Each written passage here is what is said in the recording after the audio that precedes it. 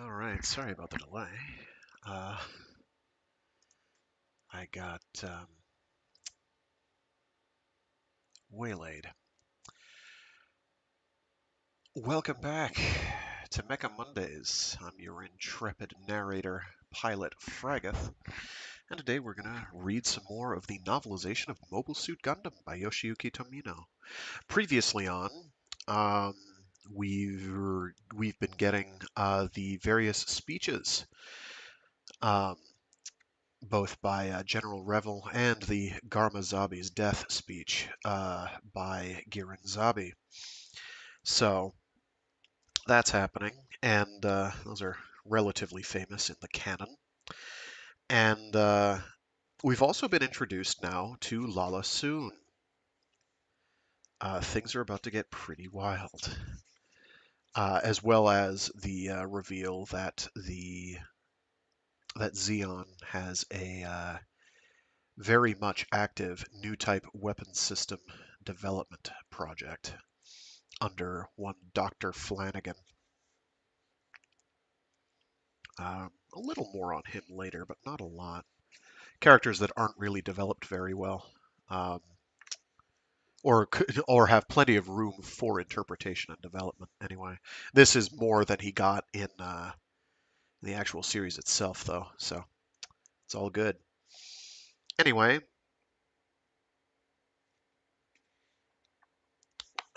where was the arbitrary cutoff point that I had set here? I think this week was going to be a short one, because to do otherwise would make it a very, very, very long one.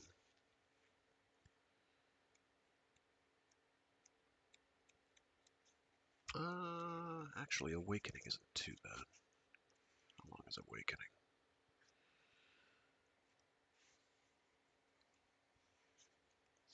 That's manageable. Okay, so let me scooch that one there. That means we get to play the title sting twice. This is a good day. I hope I didn't just close the stream doing that. My hand brushed my keyboard. I did not. Okay, cool. All right, so let's get cracking.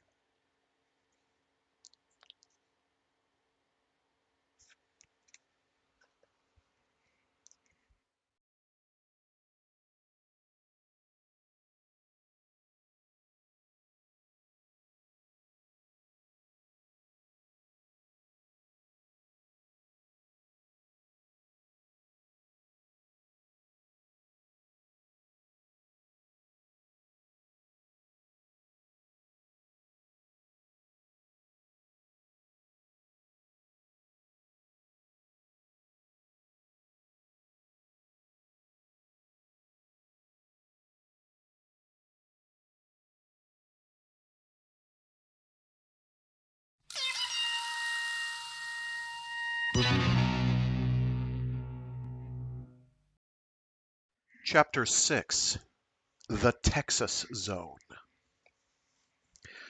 Hail Zeon! Hail Zeon! Hail Zeon! The roar of 200,000 citizens capped the end of Garma Zabi's funeral in Zeon's Zum City.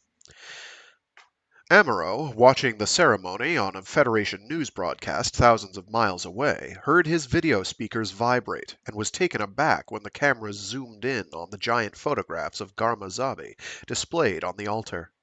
They showed the face of a decent, gentle man, utterly lacking in the qualities one would expect of an evil enemy. It had never occurred to Amuro, when he had tried so hard to knock out the Gaw carrier, that it had been commanded by Garma Zabi. The Federation announcer continued. And that was the face of Garma Zabi, the young Zeon officer who recently met his demise at the hands of the new Federation warship, the Pegasus. If Zeon, in order to incite its citizens to further slaughter, must stoop to portraying the ignominious death of one of its ruling family members as a glorious event, then its days are clearly numbered.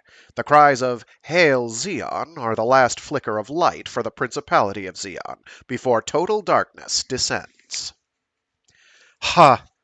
Lieutenant Bright muttered to anyone in range. "I'll say. And did you get a load of Garma Zabi's speech? The man who hijacked Zeon and turned it into a Zabi dictatorship?" Then he turned to the crew of the Pegasus around him and spoke in a louder voice. "We launch from Luna 2 in 2 hours, so there'll be no time for rest. The good news is that we've got 20 GIMs, our new mass-produced MS, on other ships in the fleet. The bad news is that they're pretty useless compared to the 3 mobile suits on our ship, so that means that we're the main force going up against the enemy. Understood?" The Federation's Operation Star 1 was finally being put into action. The Pegasus, as part of the 13th Autonomous Corps, was a key player in the strike force because of its 3 mobile suits. Before embarking, Amuro called Fra Bo on the vidphone to bid goodbye, but he was at a loss for the right words. I can't enunciate today. I don't know what's going on. All he could think of was, "They say it's a big operation, Fra. I know this is a weird thing to say to someone going out to defend us with his life, but do be careful, Amuro." "Don't worry, Fra. I'm not going to die." "What did you say?" "I said I'm not going to die. I promise I'll come back alive." "Good. That's the right attitude, isn't it? I'll be waiting for you, Amuro." "Thanks." Just then, Kai Shiden came by and thumped Amuro on the back. "Well, what are you waiting for, Ensign? You've got equipment checks to perform, don't you? Let's get with it, man." And then he zipped off on a lift grip. I'll see you later, Fra." Amuro grabbed one of the lift grips, but as he did so, out of the corner of his eye, he saw the expression on her face on the video screen. He knew she wanted to talk more. The vidphone was coin-operated, and he probably had another 30 seconds left. But there was too much to be done to engage in small talk. Because of the chronic labor shortage, none of the Federation warships were carried the required number of mecha men, and as soon as the supply or maintenance personnel finished one task, they were off in a flash to another. As a result, even pilots like Hayato Kobayashi and Ryu Jose often had to go haggle with the supply department for spares to ensure the 3 mobile suits were always operational. On the Pegasus, even mundane chores like cleaning up and putting away tools were left up to the pilots. This was simple work, but it had to be done right, for while a mobile suit might not overheat if a screw were dropped into its exhaust system, a single loose bolt could wreak havoc on the catapult mechanism used to launch it. To prevent any such accidents, the pilots had to carefully wipe everything in the area clean with rags. It seemed as though the Pegasus would never be combat ready. Not only was she understaffed, but on Luna 2, 10 or 20 new mecha men and gunners had joined the regular crew, and they were still utterly disoriented. Once Bright accidentally left the switch on the captain's phone on ship-wide, and the entire ship had the chance to overhear an interchange between him and one of the newcomers. "What the hell's taking so long?" yelled Bright, his voice booming throughout the ship. "Geez, how should I know?" the crewman answered. I'm not here 'cause I want to be. I don't even know where I've been assigned yet." "State your name and rank before you gripe, mister." "Hey, not so loud, man. I'm Slugger Law, Lieutenant Junior grade. I came here with the Gunnery Corps. I'm gonna be in charge of the anti-ship cannon." "I'm the captain of this ship, Slugger. Don't forget, I make the decisions around here, and I want you to watch your language." "You? Lieutenant? You're the ship's captain? You gotta be kidding!" To the disappointment of those eavesdropping, some idiot do-gooder switched off the phone so no one else on the ship could hear. As far as anyone knew, Bright probably slugged Slegger for insolence.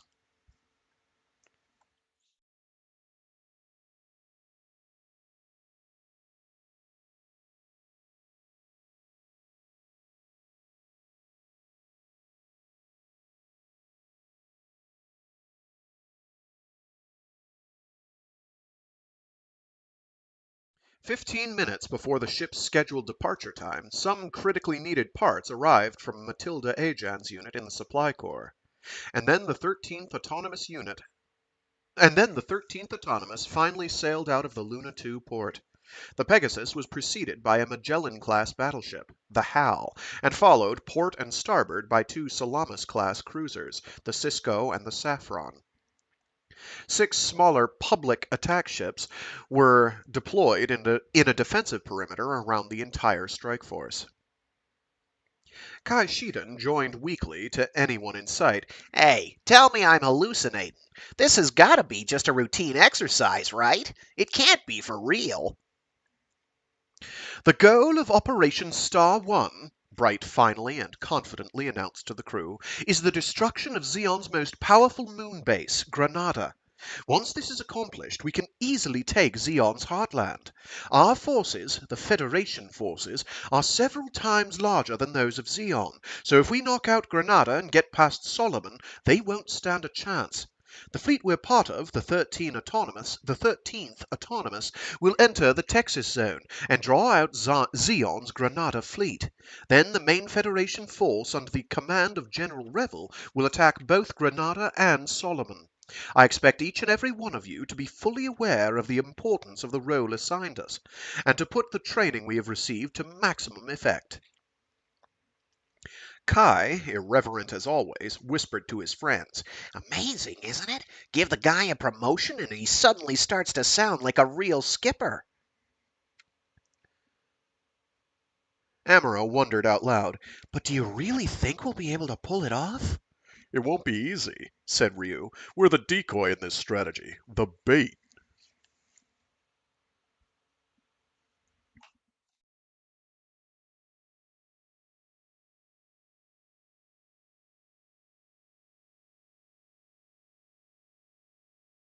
Amuro envied the calm way Ryu said it, as though he were already prepared for the worst. He wasn't so sure about himself. He'd already accomplished more than he'd ever hoped as an MS pilot, but he still had a reservoir of fear. He clung to the precious hope that he might survive, and he let his confidence be boosted by a new anger he was starting to feel, directed not only at the Zabi family, but also at the whole trail of human sins and failings that had led to their emergence. Until the end of the 20th century, the history of mankind, the progress of civilization, had really been nothing but an endless series of wars. When the world had converted to the new universal century calendar, it therefore had done so not only to commemorate its advance into space, but also to help usher in what was hoped would be a new era of peace. And for over 70 years, it had seemed to work. Man did almost forget war. But then fighting had erupted again. For all their fancy statements about being a new, chosen people of space, Amuro knew that the Zabi were trying to dominate their fellow men with violence, and that they were really no different from their rapacious, power-hungry ancestors throughout the ages.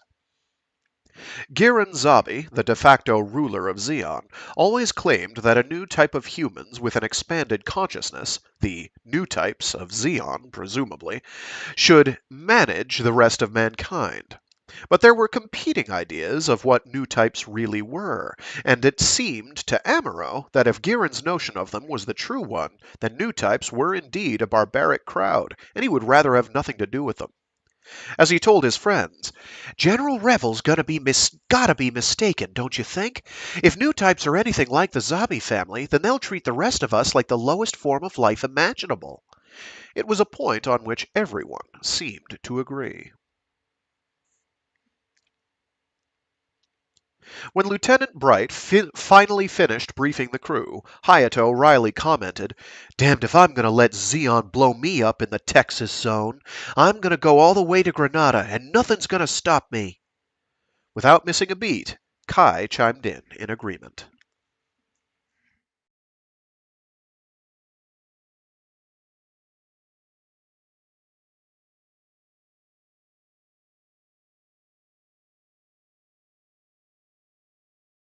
Once the Pegasus was clear of Luna 2's jurisdiction, Amuro and his fellow pilots began intensive practice of takeoffs and landings with the 3 mobile suits. They missed the jeers of Lieutenant Ralph, who had first trained them, but the 4 of them were no longer cadets. They were now regular MS pilots. They knew their shared experiences had bonded them together like brothers, and they also knew that in actual combat that wouldn't be enough. At first, they rehearsed in formation around Ryu Jose, who was technically the senior pilot by virtue of his age, but somehow things didn't come together quite right. The true state of everyone's feelings was hinted at by Ryu, who said he was more interested in becoming a gun cannon specialist and not really that eager to be the point man. And by Hayato, who said he wanted to pilot the Gundam, but was told by Kai it was Amuro's role, as Amuro was already twice combat tested in the machine. The fleet itself nonetheless went ahead with a relentless training program, and Amuro found himself having to perform mock space duels with two GM suits from the flagship HAL. To his shock, he realized for the first time that a GM actually outclassed the Gundam in firepower at close range. Like gun cannons, the GM had a single panel of glass where its eyes would have been, which gave the sighting monitor a clearer image. The Gundam designers, for some reason, had felt it necessary to make their machine look much more humanoid, and had installed two cameras, linked to the system's sight scope, to approximate a human face. The result, it seemed to Amuro, was that the scope tended to cloud over more easily, and was often a tad out of sync. He believed the simpler a mechanism was designed, the better.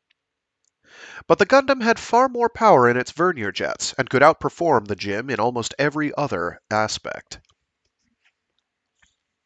Supported by Kai and Ryu in the gun cannons, the Gundam and two GMs practiced making mock attacks on the Cisco. They practiced attacking simultaneously, first in a lateral, then vertical formation. They practiced timing their attacks and staggering their approach. It was Amuro's first formal training in tactics, and it seemed to him that they practiced everything possible, repeating moves over and over again, until he just wished it would all end.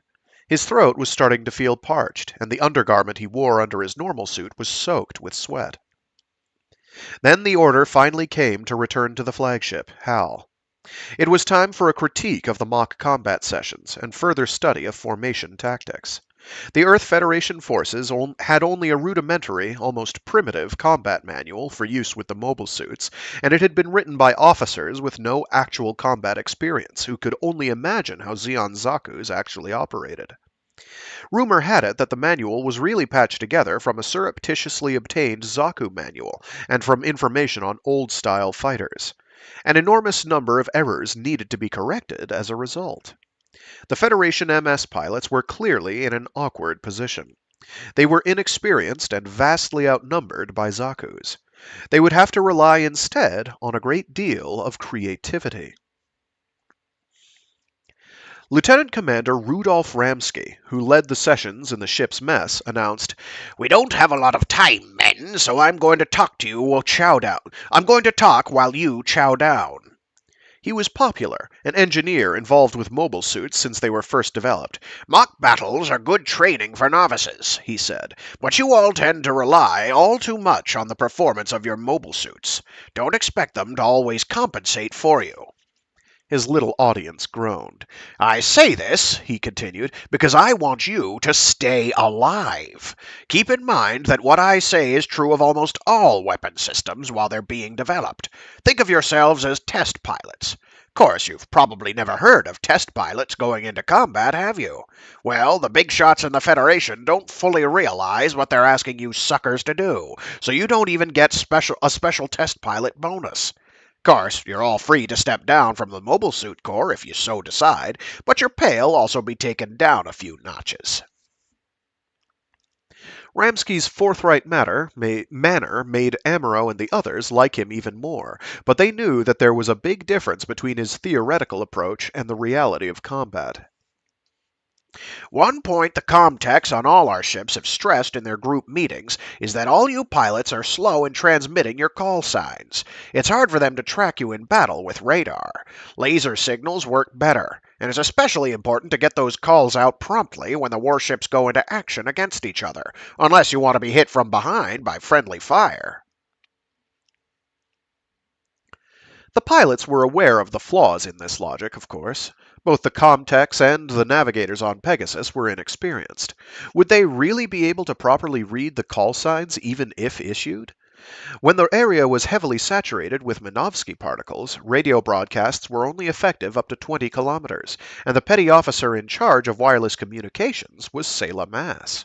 She was a rank amateur, and there was an awful lot of communications jargon and terminology she didn't yet understand.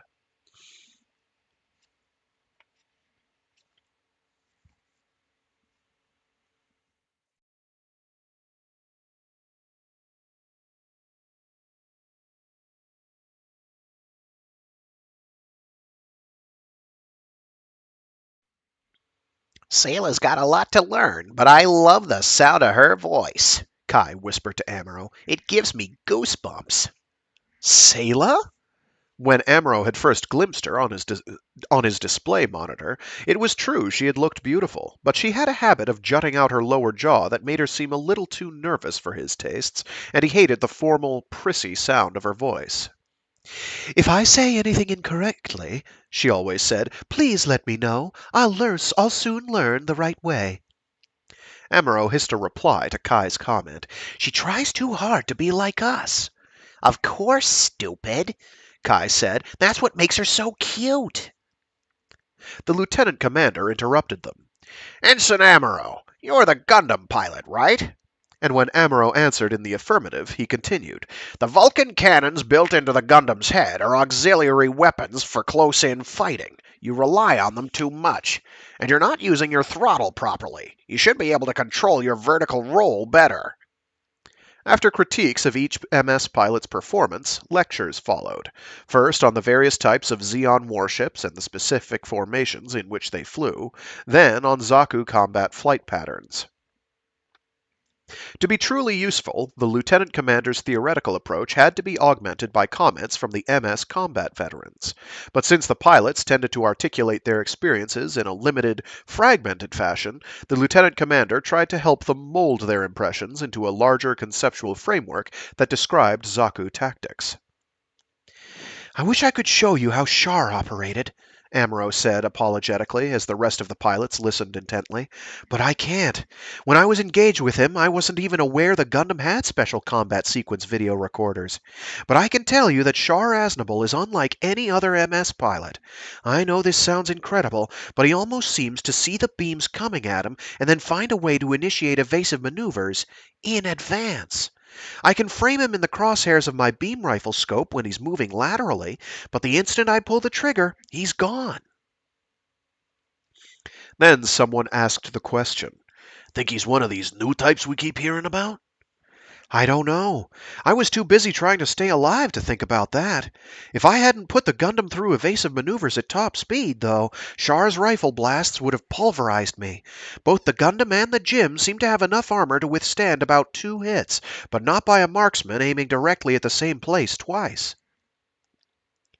During the nearly 6 hours that the discussion and critiques took, the Gundam and Guncannon mobile suits were transported from the HAL to the Pegasus. Amuro and the other pilots followed later in a space launch.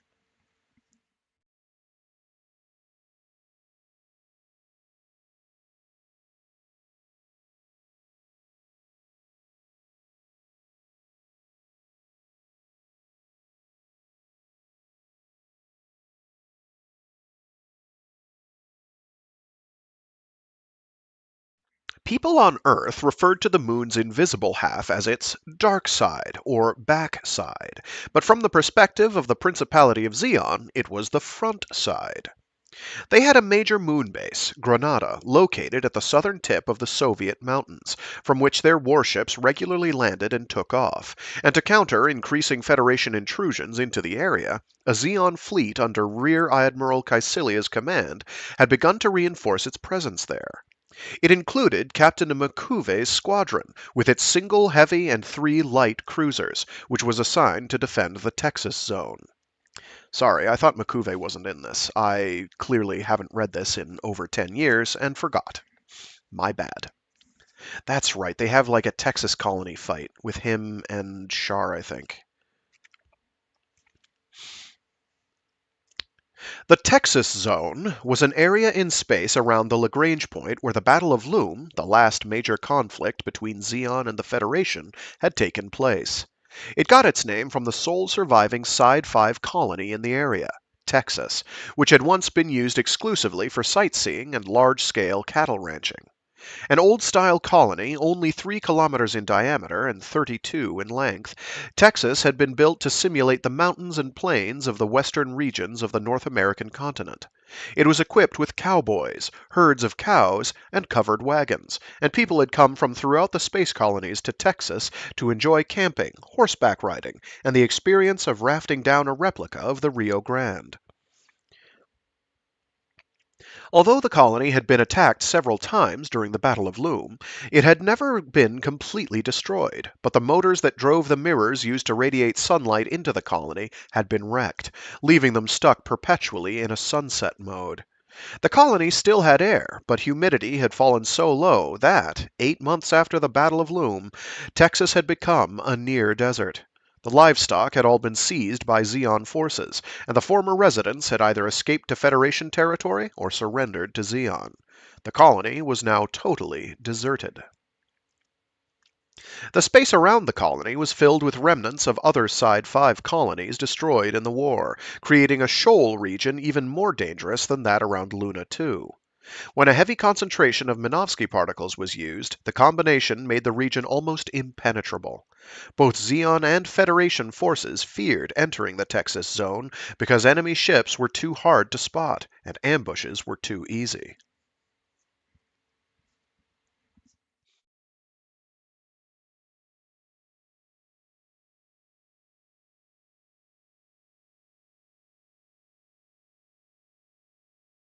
Captain M'Quve, to whom the defense of the Texas zone had been entrusted, enjoyed the full confidence of Rear Admiral Caecilia because of his political position rather than his military skills. Should Zeon triumph over the Federation, he was destined to become her right-hand man. For now, however, he had to bide his time. But there was one thing that bothered him about his superior's actions. "Char Aznable," he muttered, while admiring one of his prized white china vases from the Northern Sung dynasty. "I don't like the idea of that kid working with the Flanagan Institute on Side 6 to form a new type combat unit. How can someone who couldn't even protect Captain Garma possibly be qualified to lead new types? It seems he's up to something behind our backs. And Dr. Flanagan can't be trusted. Look who he's hooked up with. Her Excellency is far too impulsive for her own good. How can she place her faith in a lowlife like Flanagan when the existence of new types hasn't even been fully proved?" Until Caecilia declared her intention of rehabilitating Char, M'Quve had planned to cut off all payments to the Flanagan Institute. Why waste any more money on research that produced no results? Why not spend it instead to improve the Zaku design, or further development of the new Rickdom suit? Surely the Zeon Auditor General wouldn't like the idea of wasting precious research money on some unproven mobile armor, the Elmeth or Bits or whatever the thing was called. Moreover, M'Quve had learned that before Char left Granada, Caecilia had given him command of a new advanced mobile cruiser, the Zanzibar. Coming on top of that, a formal decision to use the Elmeth-type weapons was like a stab in the back. He remembered with bitterness the words Caecilia had laughingly tossed out at him. "You worry too much, M'Quve." But there was something else M'Quve was also worrying about. He knew a man like Char, who obviously had talent running out of his ears, could be dangerous and would eventually become his enemy. There was something too calculating about the man's overly proper behavior, and the way he cozied up to authority. First, he had leeched on to Vice Admiral Dozel, and then to Her Excellency Caecilia. "Why," he thought, "the man acts like he's Caecilia's favorite pet." He liked this idea, and suddenly began popularizing it with the help of his men. It caught on among the troops, who soon began joking among themselves that Char was Caecilia's pet, 'cause he's got a nice ass.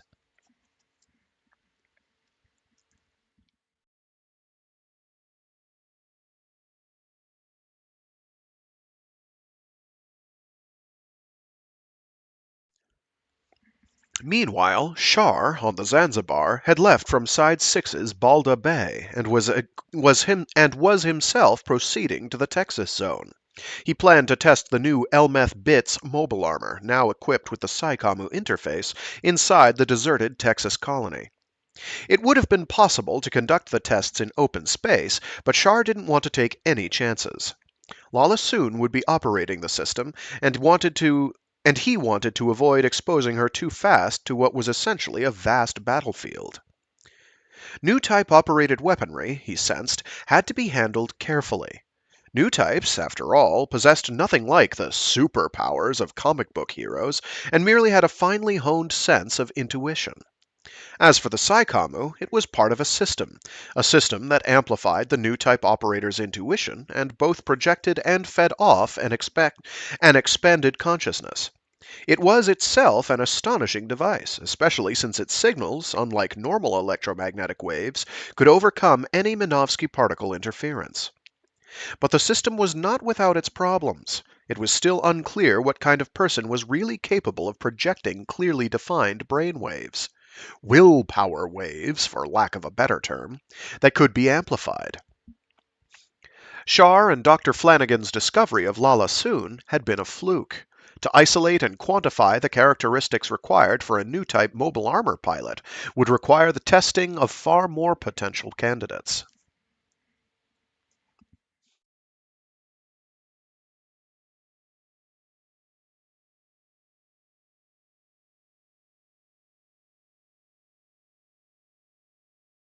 On the bridge of the Zanzibar, Shar turned and looked at Lala Soon, seated deferentially in a chair in the corner.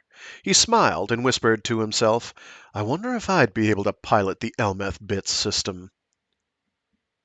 She was seated too far away to have been able to hear him, but to his astonishment she replied, "You, Commander? Why, of course, and much better than I'm sure."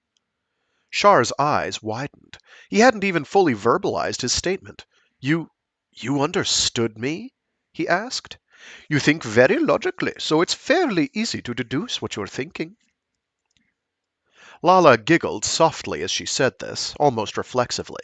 It was one habit of hers he didn't care for. He suddenly announced, "I'll see you later, Lala," and turned away, and began walking in the direction of the captain's quarters. She let her eyes follow him out the door, and was suddenly seized with melancholy. She wasn't sure why. She imagined herself in the embrace of his arms and broad shoulders, and reminded herself that he was everything she had ever hoped for. But she knew there was something else. The coldness he sometimes exhibited stemmed from the fact that his goals in life were very different than hers. Whatever those goals might be, they were clearly a vital component of his being, and they would make it impossible for him to ever lead a normal life. When Lala used her new type intuition to try to probe the core of his consciousness, she could feel him try to shut her out, and she then knew he was almost a full new type himself. But in the unformed thoughts she contacted, in the depths of a mind trying to conceptualize its surrounding reality, she sensed dark, brooding hatred. It was this hatred, she knew, that manifested itself in his detached manner, and explained why, when she was talking alone with him, that his mind always seemed elsewhere. "To the commander, I'm a means to an end." It was something she had only realized recently, and one of her greatest fears. It wasn't that he had no love for her. She knew he did. Love was a solid reality in the swirling interface of their shared consciousness. But it was here that Lala's femininity exerted itself in a grand compromise. If she loved him and she couldn't help him, what could possibly be wrong with being a tool for him?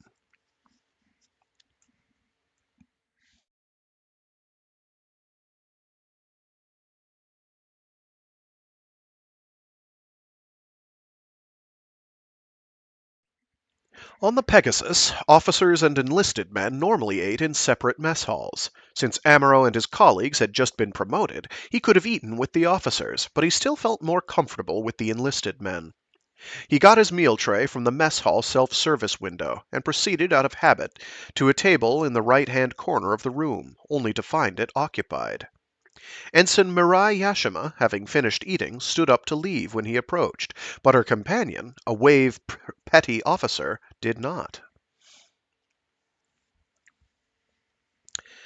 "Nice to see you, Ensign," Mirai said with a smile as she walked by him. He stuttered a pleasantry in response, thinking how pretty her eyes were. Her full figure was apparent beneath the sharp lines of her uniform. Mirai acted like an older sister to the younger men, and it was no wonder she was one of the ship's most popular waves. Amuro recalled Kai having once said, "Wife material, that's what she is, 2 years older than me. But, yep, I like that idea." And of course Hayato had agreed wholeheartedly. But Mirai was also as smart as a whip, and had another side to her. She had an uncanny ability to discover shoddy work, and more than one young crewman had had his ears boxed by her. It was this dual personality, perhaps, that made her so attractive. Once Ryu had once boasted, "Hell, I never screw up, so she never slaps me." whereupon someone else chimed in, "Hey, when she does, it feels good." Amuro was about to seat himself somewhere else when he realized he had seen the other wave at Mirai's table before. Then he remembered her name and blushed to the tips of his ears. Sayla Mass, having finished her meal, was savoring a cup of coffee and reading what looked like a manual. Amuro and the other young pilots knew her only from the 3-inch image they saw on their MS cockpit monitors. It was hard to connect that to the real thing. Everyone knew that Sayla Mass was technically ill-suited to be the ship's communications specialist. Most of the crew weren't about to follow an order telling them to move from Sector A to D if it was simply parroted by someone relaying it from above. They wanted to know why they were supposed to do something, and even if no one could tell them, they still wanted to hear something, anything. It didn't matter if it was true or not.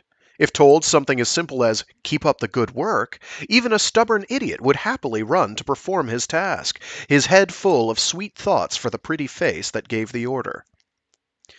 This fact of male psychology was the main reason waves were regularly used to transmit orders throughout the ship. But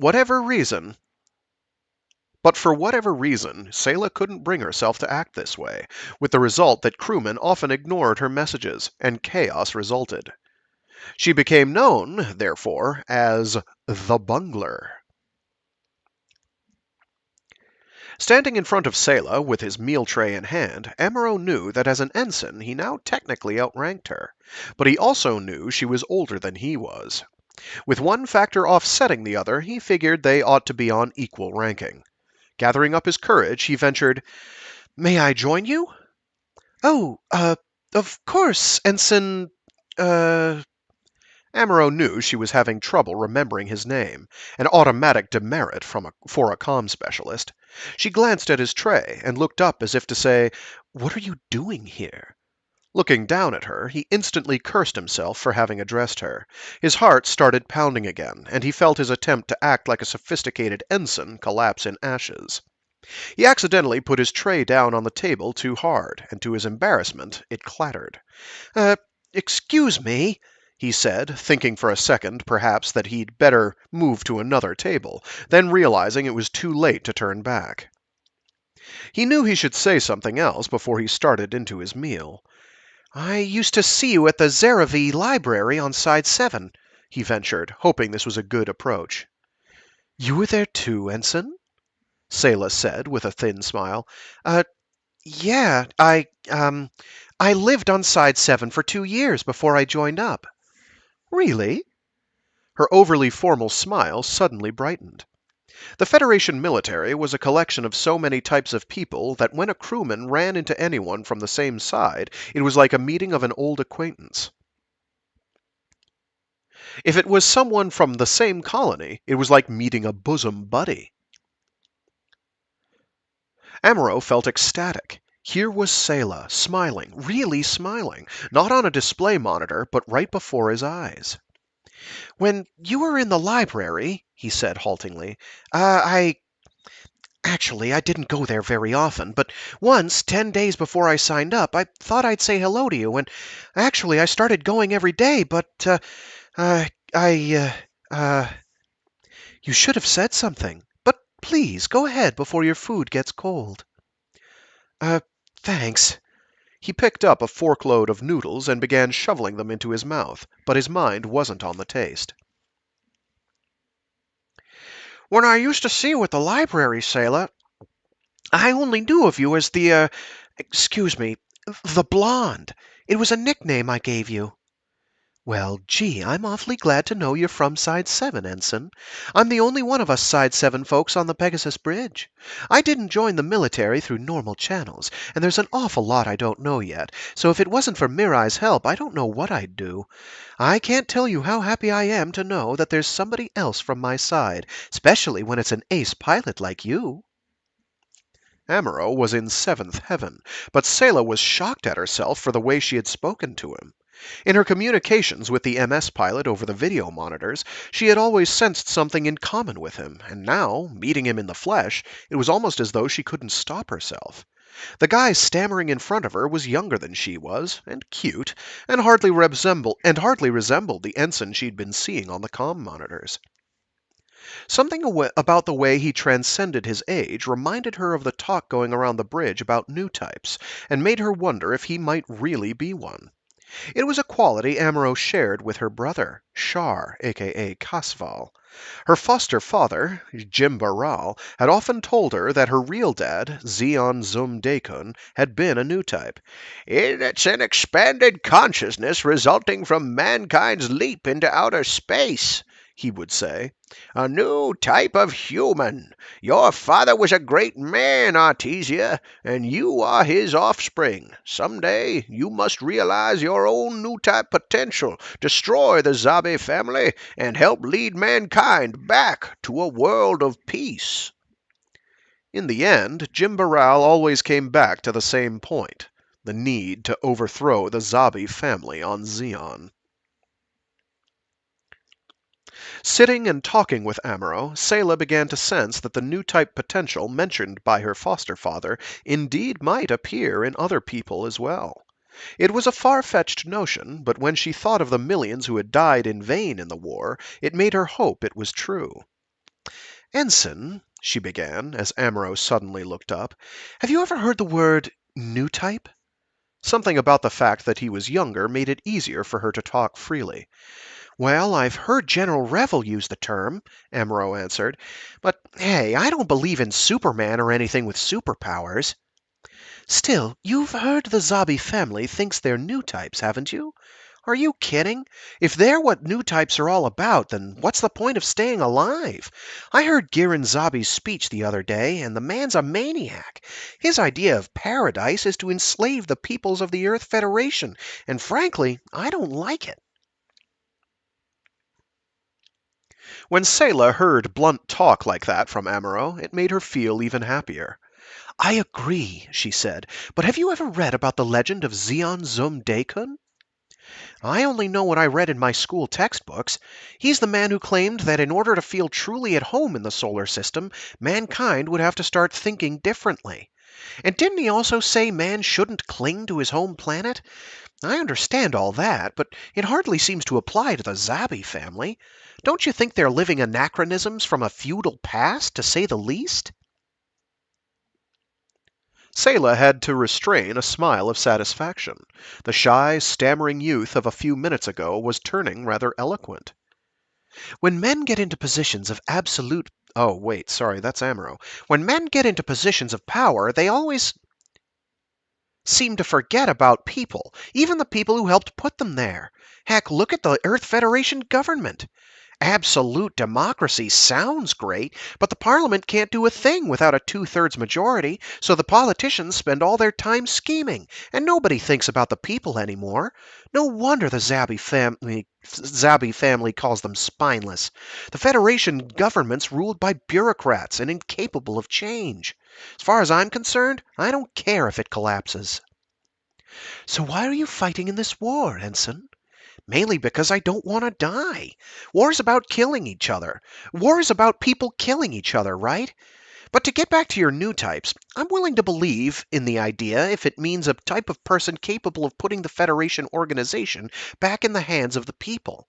I mean, sometimes people have an almost intuitive understanding of each other. If that kind of awareness could link not only individuals, but all of mankind, well, then maybe we really could all live in harmony. If that's what new types are all about, I'm all for 'em. Heck, I'd even like to be one." "That's exactly the kind of person Zeon Zum Daikun was talking about when he used the term new type. People with that sort of consciousness." "Really?" Amuro looked at Selah and saw what looked like sadness or loneliness. You seem to know an awful lot about this Xeon guy. Why, no, I really don't. For a second, Selah panicked, and she knew Amuro had noticed. New types. Well, it's an interesting idea, he said, but I don't see how people can change so easily. Yes, you're quite right. And even if real new types did appear among us, well, it wouldn't be easy. Giving birth to something totally new is usually painful. Suddenly, Amuro had a powerful, subjective understanding of what she was trying to say. Selah, you're really convinced new types are going to appear soon, aren't you? Almost reflexively, she responded to his sudden question with a smile. He stared at her. For a second, the two of them interacted on a new, emotive level, but then she shifted the focus. It made her too nervous. I just think it would be nice, she said. In reality, she yearned to meet a real new type if they did exist. She wasn't exactly sure why, but being separated from her brother and having no close friends to speak of, she found herself more fascinated by people than ever before. If she could be sure that, as she earnestly hoped, true new types possessed some intangible essence of humanity, she might be able to use this knowledge to change her brother's mind. Jimbaral had always said that her father, Zeon Zomdaikun, was a new type, and that he had referred to a sort of future renaissance among humans that would help propel them into a true space-based existence. If he was right, perhaps in some odd way the huge conflagration now taking place in space between the Federation and Zeon was a prelude to it. Perhaps it would provide a catalyst, allowing mankind to collectively shed its old-type skin. Selah looked deep into Amuro's eyes and tried as hard as she could to project a thought. If you're really a new type, Amuro, give me a sign. Show me if there's any hope for us. She knew he wouldn't understand something so desperate, and she was right. Her earnest look registered on him, but he interpreted it in an entirely different manner, as unsettling evidence of something terribly powerful in women in general. Amuro Ray was still a virgin.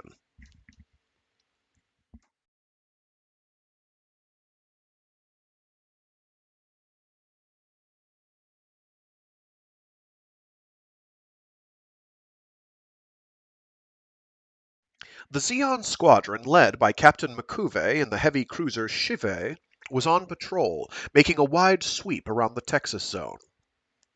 There's the Zanzibar, sir, yelled one of the men on watch. Makuve automatically sprang out of his captain's seat. He knew the Zanzibar had left Side 6, but no one had informed him of its movements after that. Sure enough, there, looking as though it would practically slice off the starboard wing of his bridge, he could see the enormous shape of the Zanzibar silently drifting by, blinking out a signal. "What are they saying?" he demanded of Uragang, the junior grade lieutenant on the bridge. Makuve couldn't read old-fashioned Morse code. Uragang's hoarse, subdued voice slowly responded, "To the Makuve squadron, good luck in battle, sir." "Humph, I'll bet." Keeping his eye on the brightly lit bridge of the Zanzibar as it drifted by, he ordered Uragang to reply, "Tell them, we await the triumphant return of the Red Comet and the Elmeth. Go in glory, Makuve." "Did you say Elmeth, sir?" "That's right, and don't forget the 'go in glory' part either."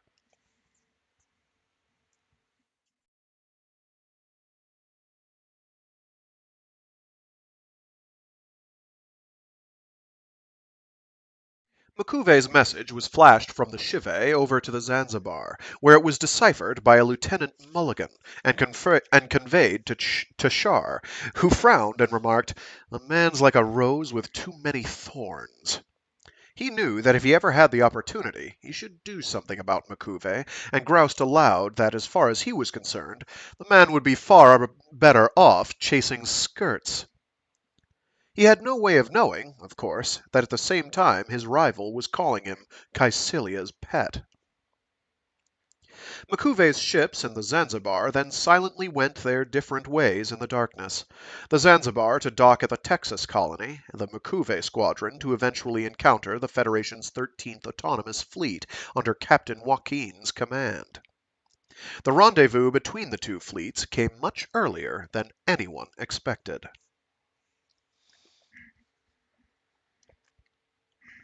Oh, morning, Optical Antenna. Thanks for tuning in. Enemy ship above the 3rd combat line, called out Chief Petty Officer Marker Clan from the operator's boom chair suspended on the Pegasus's bridge. But we're in the Texas zone, yelled Lieutenant Bright. Are you positive? The computer database readout identifies it as the Shive, a Xeon heavy cruiser, sir. It's too close a match in weight and size to be an asteroid. From the ship's helm, it was Ensign Mirai's turn to comment. We've got a message from the HAL requesting us to assume Level 2 battle stations, she yelled. Bright reached for the captain's phone and switched it ship-wide. All crew, assume Level 2 battle stations. He repeated the announcement twice. Ensign Gilal, Petty Officer Sela, and the other communications crew would make sure that everyone moved to the proper sectors and took up the right positions. Sela announced, Decks 1 and 2, open launch hatches. Mobile suits stand by for takeoff. Before she could get all the words out, a response came from Amuro. All systems are go on Gundam, he yelled. Beam rifle ready. Catapult set.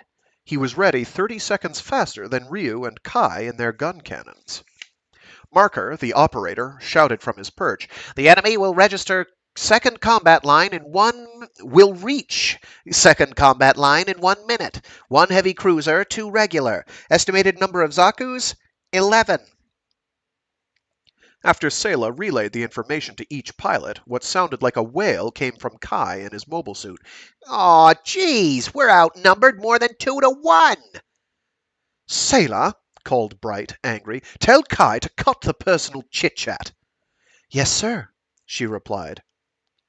Marker started counting aloud as if to confirm the number of enemy mobile suits. 4, 5, 6, 10, 11.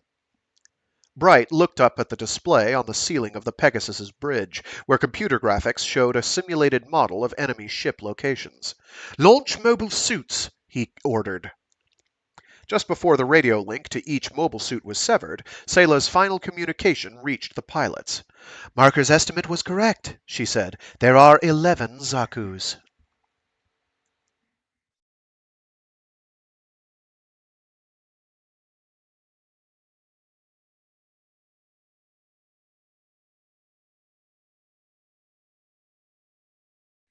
On the Federation side, the 6 public attack ships, that's a ship class. It's in hyphen. It's not hyphenated, italicized. The 6 public attack ships were not designed like fighters, but they were still more maneuverable than cruisers or other warships.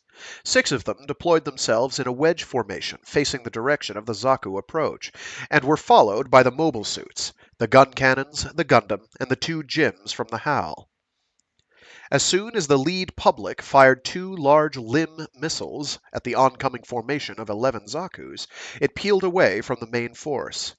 The timed missiles then went on to explode in the general area where it was assumed the Zakus would be. It was a crude method, one that would have surely puzzled a military man from the old days when radar-linked, computer-controlled weapons were taken for granted. 2 bursts of light appeared to swallow the Zaku formation, but it was only an illusion. Before the light had completely dissipated, several darkened shapes, Zakus, came into view. The 5 remaining publics in the Federation formation, rather than waste their limb missiles, launched a barrage of smaller ones, and some seemed to hit. 2 enormous balls of white light mushroomed in space with a shape unique to an exploding nuclear fusion engine. They overwhelmed the visual spectrum.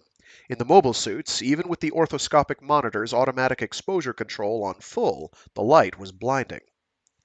Here they come, Amuro cried seconds later, spotting something bright soar toward him from the upper right corner of his field of vision. It was a single Zaku, and if the earlier explosion hadn't diverted him, he never would have noticed it bearing down on him. Then he saw something flash in the area of its torso. Simultaneously, he pulled on the Gundam's control levers and jammed his feet on the pedals, dodging a blast from the Zaku's hyper bazooka with only about 10 centimeters to spare. Damn! He thought, trying to aim with his beam rifle. The enemy Zaku wasn't as fast as the Red Comet, but almost. Their relative speeds made them cross paths before the Zaku had a chance to fire another blast. Amuro tried to spin his Gundam around in time, but gave up. From now on, the battle would be a free-for-all. The same Zaku would either spot another target or become a target itself. Amuro checked the upper left display in his cockpit, then switched to orthoscopic monitor and spotted another suit. It was a gun cannon. Amuro pushed the swivel-mounted gun scope away from his face, realizing that his trajectory was taking him away from the enemy. In relation to the plane of the elliptic, he was too far north, or above them. For a moment he wondered if he might have opened the Gundam's throttle too much, perhaps out of fear, or even a subconscious desire to avoid the enemy. He began a broad, curving maneuver to his right, hunting for enemy suits. The light of the Earth passed over his monitor, and for a second he thought it was an attacking Zaku. He felt a shiver run down his spine. It's going to take me over 10 years to really get used to this, he thought, and in the same second he spotted a real Zaku. Incredibly, it was only 5 kilometers to his right, descending parallel to him and seemingly oblivious to his presence. In hot pursuit of some other prey, it was already sighting down the barrel of its bazooka rifle. Amuro swung his beam rifle around 90 degrees and pulled the trigger. Amuro swung his beam rifle around 90 degrees and pulled the trigger. For a fraction of a second, the entire Gundam shook, as heavy metal particles bundled by a laser beam were blasted out of the gun barrel. Even with a shock absorber system built into the beam rifle and into the Gundam's shoulder, it was impossible to avoid some sort of kick. But by the time Amuro felt it, the enemy Zaku had already been blown several kilometers away, with the initial explosion colored by the residual light from the beam. Then came the main blast, as the Zaku reactor went. Averting his eyes, Amuro spun the Gundam around 180 degrees, and as he did so, he suddenly spotted several other mobile suits in the area, illuminated in the light of the blast. There were a lot fewer Zakus than he had expected. For a moment, he wondered if the other Federation pilots had been able to take out the Zakus, but he knew that was too much to wish for. All of them, including the Jim pilots, were essentially still novices.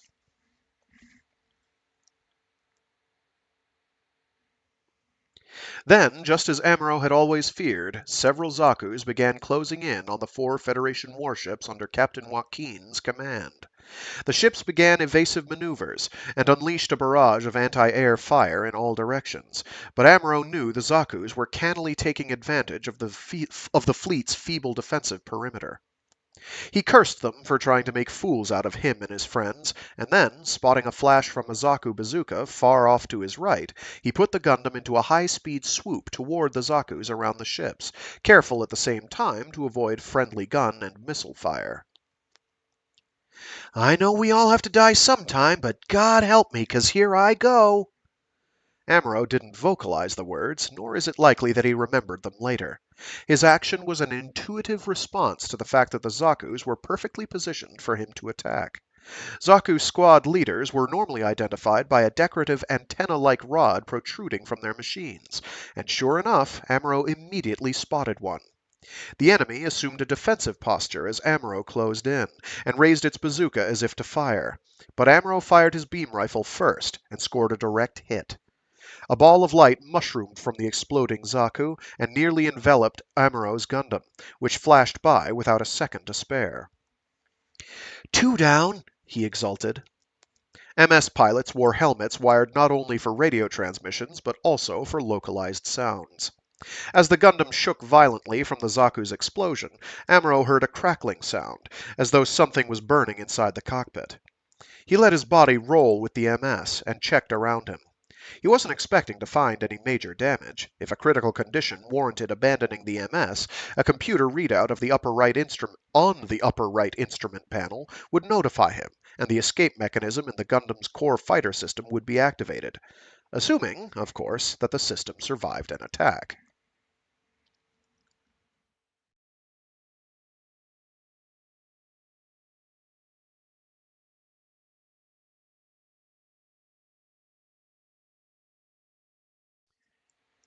AE Optical Antenna asks, is orthoscopic scope like an eyepiece with a fiber optical connection? Pretty much.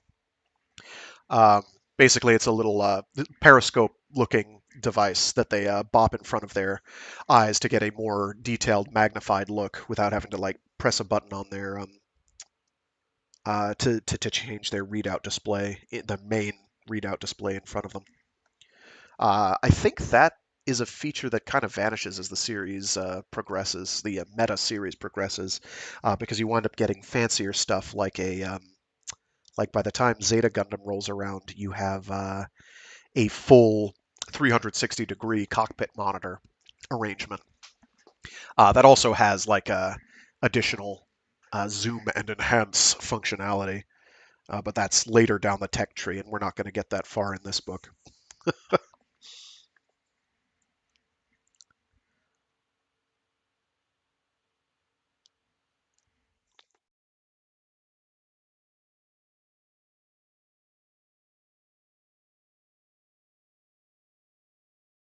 The 2 or 3 seconds Amuro used to check the inside of his cockpit nearly cost him his life.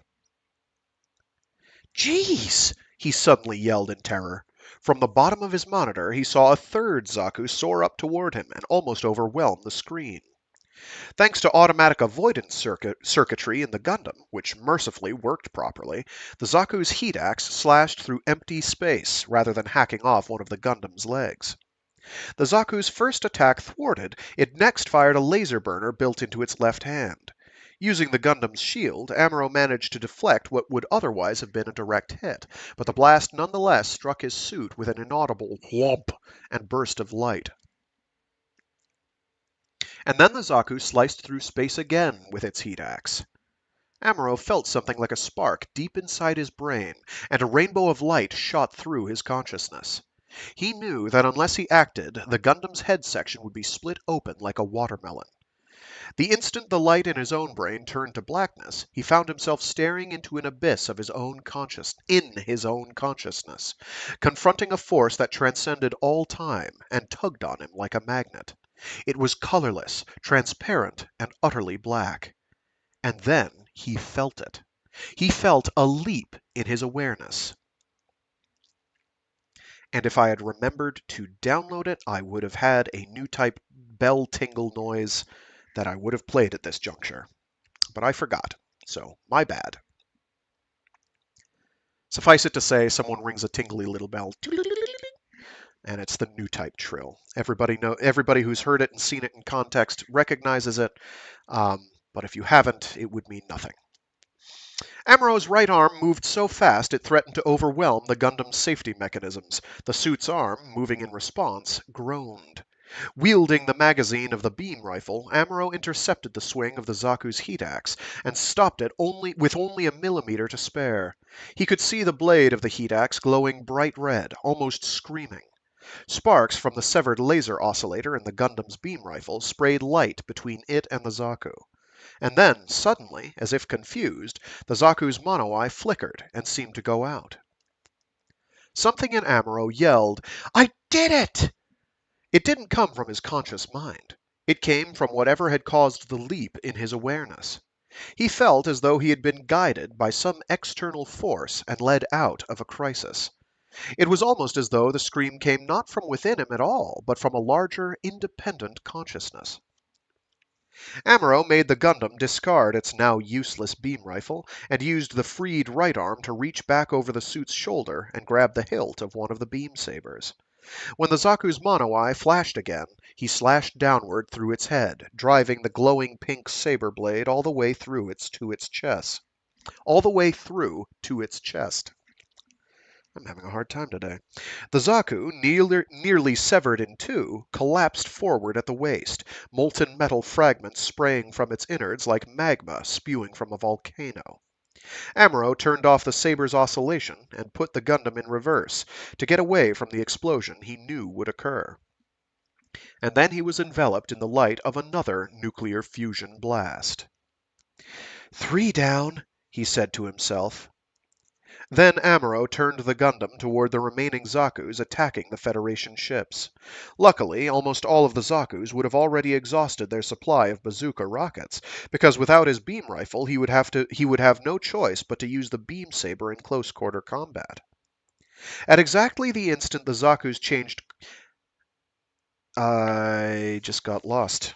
At exactly... Oh, that's why, because the page isn't turning. At exactly the instant the Zakus changed course to avoid a barrage from the Federation ships, he plunged the Gundam into their midst. The fourth Zaku he severed in two, before it had time to draw its heat axe. The fifth tried to parry with its heat axe, but the Gundam's beam saber melted it in an instant, and sliced diagonally down through its shoulder to its waist. 5 down.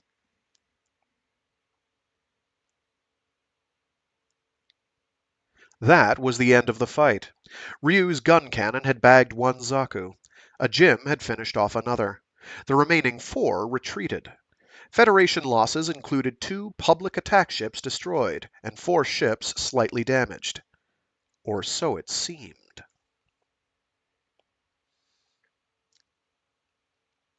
When Amuro returned to the Pegasus, Sayla's face appeared on the miniature monitor in his cockpit. The few words she uttered were so official and shocking that he forgot to release his seatbelt, and sat temporarily speechless. Of the Pegasus's MS team, only Amuro's Gundam and Kai's gun cannon had returned. "You must be kidding!" he groaned.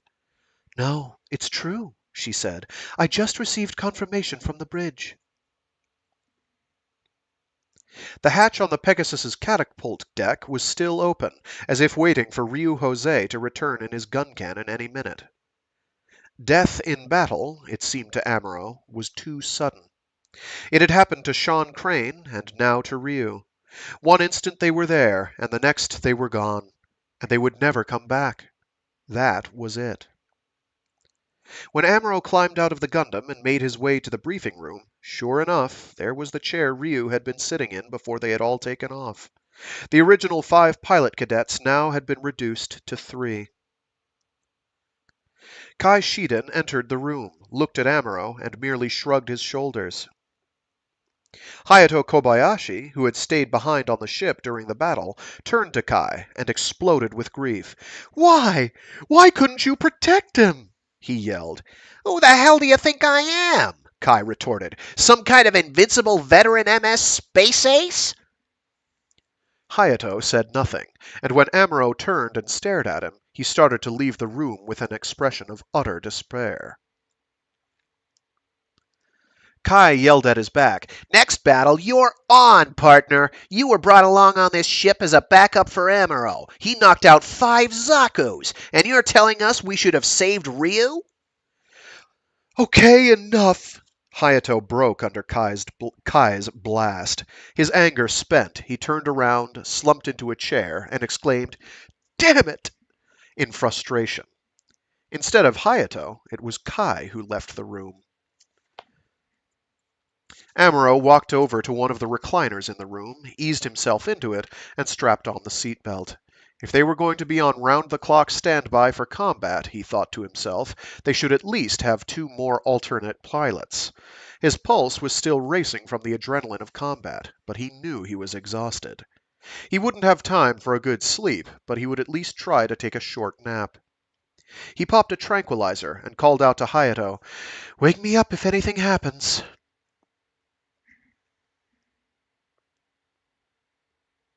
Because of the battle between the 13th Autonomous and Captain Makuve's fleet, Zeon might decide to send out reinforcements, but by then General Revel and the main Federation force should have started closing in on Zeon's Solomon Fortress in the area around Side 1.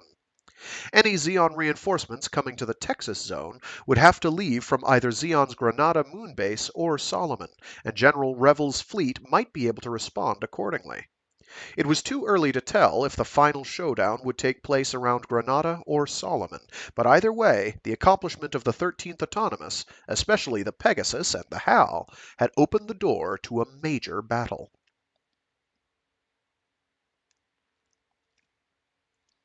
Immediately after receiving his letter of commendation for downing 5 Zakus from Captain Joaquin, Amuro had to go out again. An enemy fleet had been detected coming out of Granada, so if at all possible, in advance of its arrival at the Texas zone, the 13th was to destroy Captain Makuve's squadron and then wait for a major fleet offensive to shape up. Unbeknownst to Joaquin and the other Federation commanders, however, Commander Shar and the Zanzibar were already on the Texas colony.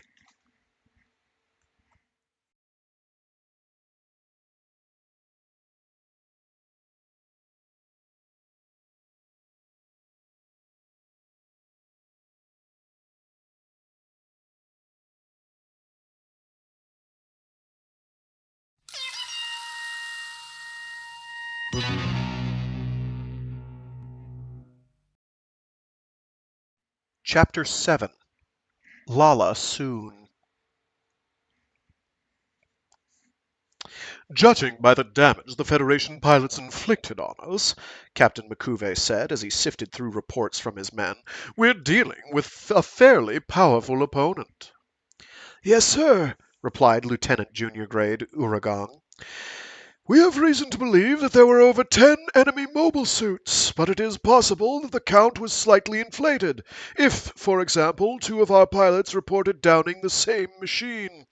Still, I agree we shouldn't have lost 7 suits. An enemy MS can't possibly be more powerful than a Zaku. Hold your tongue for a second, Lieutenant, Makuve said. Uragang always talked too much, which irritated him. He wished he'd brought along his little white marble Tang Dynasty statue of the Goddess of Mercy. Its gentle expression could soothe the spirit of any who gazed upon it, and he often used it to help collect his thoughts. Right now, he was also disgusted by his own carelessness. Who would have dreamed he'd run into a Federation fleet on what was supposed to be a routine patrol mission? How many mobile suits do you think the Federation Trojan horse can carry? He asked, referring to the Pegasus. Well, according to information from Lieutenant Commander Shar, sir. He's a full commander now, Uragang, said Makuve, interrupting. Yes, sir. General Staff Headquarters, based on information from the commander, has determined it can hold between 6 to 8 suits. Well, that's the number we're looking at, then. Even if their mobile suits perform twice as well as ours, they still don't have any veteran pilots. It seems to me that we're looking at no more than 8. Don't you agree, Uragang? Why, yes. Yes, sir. I don't know what Commander Shar and the Zanzibar are up to at Texas Colony, but send an emissary requesting they go into action to support us. The Federation forces will make the next move. Sure enough, Makuve was right.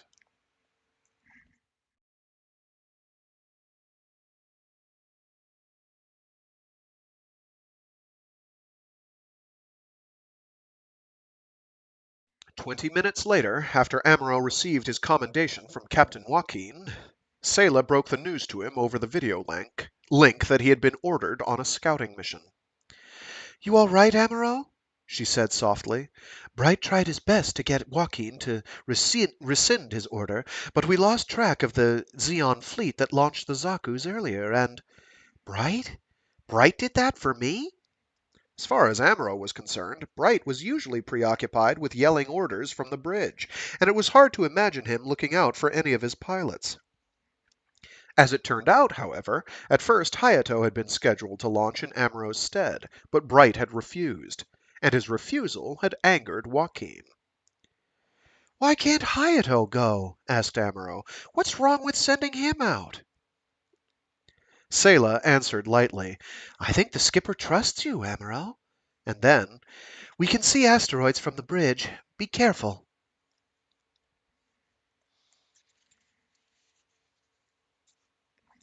Since their conversation in the mess hall, Sayla had begun to let down her guard with Amuro. He, for that matter, had been unable to forget the strangely beautiful blue color of her eyes. There was something in them that hinted of a great personal burden. There was something different about the woman he had always thought of as the blonde, and he knew it was more than his imagination. Later, while doing a pre-flight check on the Gundam, he wondered to himself if she might even be a new type. After checking the signal shells, the beam rifle, the bazooka, and its spare rockets, he called out, "Gundam, ready for takeoff!" Sayla wished him luck over the video link, and then he felt the G-force of the launch. It felt better than he remembered. Hey, Hayato! Kai called out to his friend, watching the Gundam launch on the monitor of the Pegasus briefing room. Be thankful it's Amuro. It lessens the odds we'll buy the farm. But I'm a full ensign just like him, Hayato exclaimed. How come I'm just an alternate Gundam pilot? Tough luck. We're not new types. We're gun cannon specialists now, Hayato. What are you getting at? Well, don't you think Amuro's a little different than we are? Nope. I still don't have the foggiest idea what people mean by new types. Well, since we're just average Joes, they're basically telling us to take a back seat. Nothing wrong with that as far as I can see. Heck, I don't want to meet the same fate that Ryu did. Hayato, his eyes glued to the video monitor, said nothing. On the launch deck, the Mecha men were scurrying about, doing last-minute maintenance on the gun cannons. This time, there was nothing for the pilots to do but wait. Noticing after a while that Kai had fallen silent, he turned and looked at his friend, and found him sound asleep in his recliner. Pilots were specially chosen officers, and Hayato had no reason to think he was incompetent, but when he thought of his peer, Amuro, carrying out such a difficult and dangerous assignment, he couldn't help feeling a trace of self-disgust. If, as General Revel had suggested, new types symbolized a transformation of all mankind, then they clearly weren't mere comic book style Supermen. And if, as implied, a human consciousness raising was going to herald a new stage in man's evolution, well, that would almost be too good to be true. In the past, man's progress had always been dependent on his periodically destroying the very civilization he had built. If that could be changed, who would need something terrible as a war? Something as terrible as war. There we go. Still, it seemed to Hayato that something about all this smacked of nonsense. If the Zeon government was really planning to form a special new type corps, its members could hardly represent a total transformation of humanity. Surely they would simply be a group of murderous supermen, even super butchers. Weren't new types just some freak mutants? Hayato had never heard of any people with special powers, at least not with the type of powers currently being whispered about, who had made so much as a dent in history. New types, Hayato concluded, were really just deviant personalities. There was no other way he could comfortably compare himself to Amuro. His pride wouldn't allow it.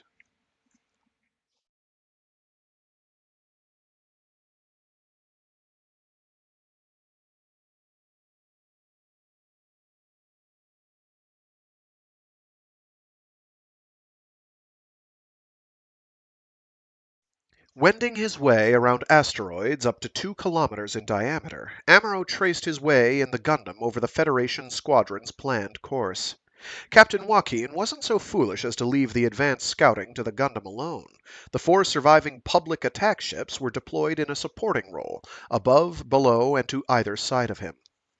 As the information navigated past another asteroid, Amuro encountered a giant piece of wall panel over a kilometer long, a remnant of one of the Side 5 colonies destroyed in the Battle of Loom. Sensing something odd, he tilted the Gundam forward and started to maneuver around the wall. Far off in the distance to the left, he could see Texas. The moon, as usual, appeared so enormous that it nearly overwhelmed his optic nerves. If the enemy was lying in wait on the other side of the wall, he realized they would be in the perfect position to ambush the Federation fleet when it came by. Just as he was puzzling over what he sensed, a corner of the wall seemed to ignite, and a group of particle beams stabbed through space toward his suit. He responded reflexively, and the incredible speed of his movements was transmitted to the Gundam, which creaked and groaned as if tortured. The core of the enemy beams missed, but a few diffused particles on their periphery pierced the Gundam's armor. The bazooka fastened to the machine's back was blown to smithereens. What the hell happened? When his guard was down, he had been hit by a particle beam attack. He had evaded it, and that was that. He knew an enemy MS could easily have been waiting to ambush him from behind the wall, but the beams aimed at him were far too powerful. Putting his MS through a wide, evasive maneuver, he slipped around to the other side of the wall and found himself staring at a small squadron of Zeon ships, looking up at their bottoms from his perspective. Scattered smaller fire, both particle beams and missiles, streaked toward him, missing, but nonetheless unnerving him. No wonder he had sensed something odd. One heavy cruiser and two Musai-class ships had been lying in wait for him, and the first blasts that had zapped out at him through the darkness had come from their main cannons. The thought made his flesh crawl. It was a miracle that he hadn't been pulverized. Without hesitating, Amuro moved into action. The Musai-class ship immediately in front of him blocked his view of the heavy cruiser Shive, making a direct hit on the latter with his beam rifle impossible. He therefore trained his rifle sights at the Musai-class ship and pulled the trigger. 3 beam blasts pierced the engine on one side of the vessel. But just before the entire craft blew, the Shive and the other Musai. Oh, I see. That's why. There probably should be a comma or something there. 3 beam blasts pierced the engine on one side of the vessel, but just before the entire craft blew, the Shive and the other Musai cruiser accelerated forward, and 2 Zakus that had been hiding behind them came toward him, firing rockets from their bazookas. One smashed into the Gundam's right arm. Damn! The Zakus had seized the perfect moment to attack. Amuro was still drunk with his own success at bagging the Musai. He cursed his foolishness. Luckily, although his suit's right arm had received a direct hit, the joint had been spared and the arm still functioned. But the power lines connecting the main engine to the beam rifle mechanism had been damaged, leaving it unusable, and there was no time to switch the rifle to the Gundam's left hand, which was holding the shield. Amuro tried to ward off attacking blasts with the shield while bolting the rifle onto a restraining fixture on the Gundam's hip. Then he unsheathed the beam saber hilt from his backpack. Positioning himself between the 2 oncoming Zakus, he thanked the stars the Gundam's beam saber and rifle had independent power lines. If not, he would have been a goner. With a zap, the saber hilt projected a blade of beam particles over 10 meters in length, which sliced into the left shoulder of one of the oncoming Zakus. Amuro knew he had connected with the enemy MS, but he didn't have time to check if he had delivered a mortal blow. They were both streaking toward the giant cylinder of the Texas colony, and unless he was careful, he himself would crash into its walls. Turning and accelerating the Gundam way into the TAC red line, he swooped right in front of the Zakus. Carefully avoiding the colony's giant extended mirrors, he glanced at his rearview monitor for the first time saw concrete proof of his kill in the form of a fading burst of light from an explosion. But what about the other Zaku? He would have to be extra careful. It had the insignia of a squad leader on it. He badly needed to check the damage to the Gundam's right arm. As he soared alongside the colony, he spotted its docking bay and decided to enter and take cover. It was on the sunny side of the huge cylinder. Having been abandoned by the Ministry of Colonies, its rotation was now 1/5 slower than normal, and its axis was permanently skewed. But at least he would be temporarily out of sight of the Zakus. The Gundam Mobile Suit, as Amuro found once he parked in the bay and took a close look, could withstand a lot. The armor in its damaged right arm was constructed of a triple-layered compound honeycomb material and had a 4 or 5 centimeter dent and what looked like a hole in it. The arm would still work, but using it to hold the beam rifle was out of the question. What he really needed at this point was a bazooka. Beam rifles were formidable weapons, but they taxed the concentration of already overburdened pilots because they required great marksmanship. Unlike bazookas and other old-style weapons, which created a more diffused explosion and required a less precise aim, with a beam rifle, anything less than a direct hit was meaningless. And as Amaro's earlier skirmish had proved, MS pilots had to operate on a hair trigger basis, with no room for mistakes. During the 2 or 3 seconds of exultation over hitting a Musai, his overconfidence had almost led to disaster. He had let down his guard and let a Zaku blindside him. Now, parked inside the Texas Colony docking bay, he had no idea where the enemy, especially the surviving Zaku, was. Nor did he know who its pilot was. He knew he wasn't dealing with the Red Comet, but judging by the earlier action, he felt certain its pilot was a veteran of more than one battle.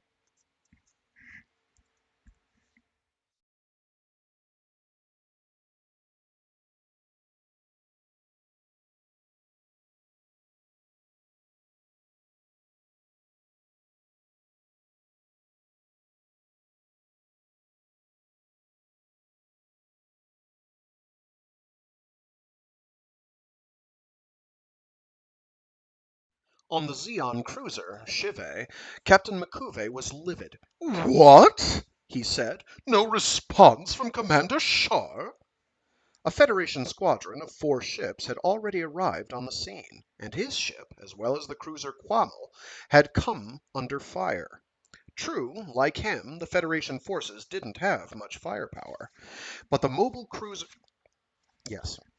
But the mobile cruiser Zanzibar Shar was on, now supposedly docked on Texas, was far more powerful and agile than any Musai-class ship, and should have been able to arrive on the scene in a few minutes.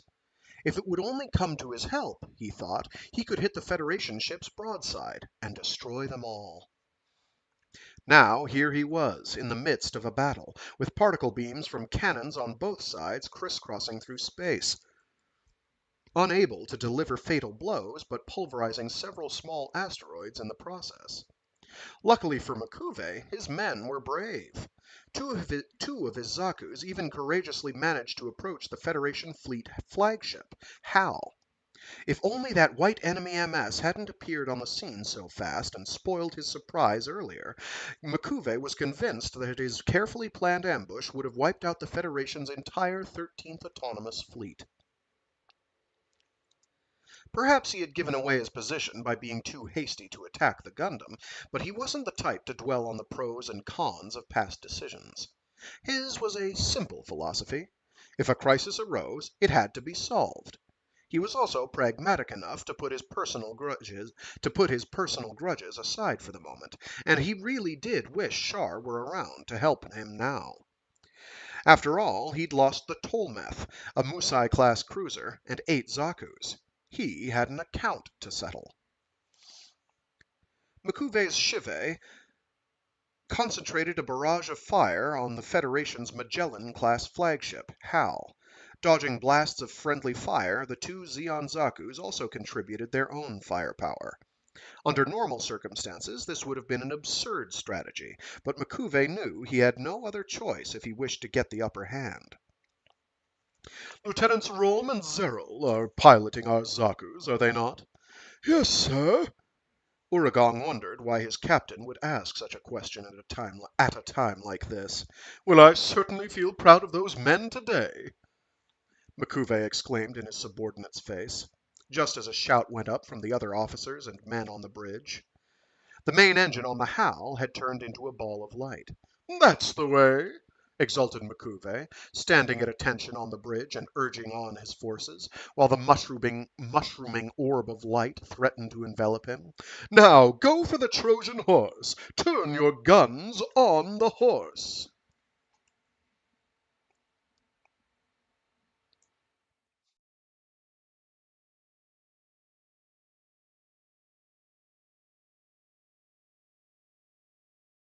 But Zeon guns weren't the only ones capable of hitting their targets. Several blasts from Federation beam cannon also scored direct hits on the Shive. Then 8 missiles struck home. Then 2 more. The main foredeck cannons were knocked out of action, and to use the aft cannon to maximum effect, M'Quve had no choice but to swing his ship around, exposing his right flank to the enemy. Lieutenant Uragang yelled out a report. Lieutenant Rome Saku has reached the cruiser on our port side, sir. Excellent, exulted M'Quve. Steady your aim. Beams streaked forth from the Chivet's three linked aft cannon as the Federation cruiser Saffron, on the right wing of the formation, suddenly pulled in front of the Pegasus. It looked unscathed. An intense barrage of mega-particle blasts followed. Over on the Pegasus, Bright was livid. What? Hayato's taken off on his own? The kid's crazy to go out there in the midst of a battle between fleets. Order him back at once.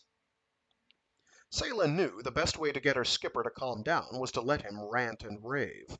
With the loss of the flagship Hal, the Pegasus was more exposed than ever, and Bright was understandably upset. She acknowledged his command and radioed Hayato's gun cannon, knowing full well her message couldn't reach him. Pegasus to gun cannon.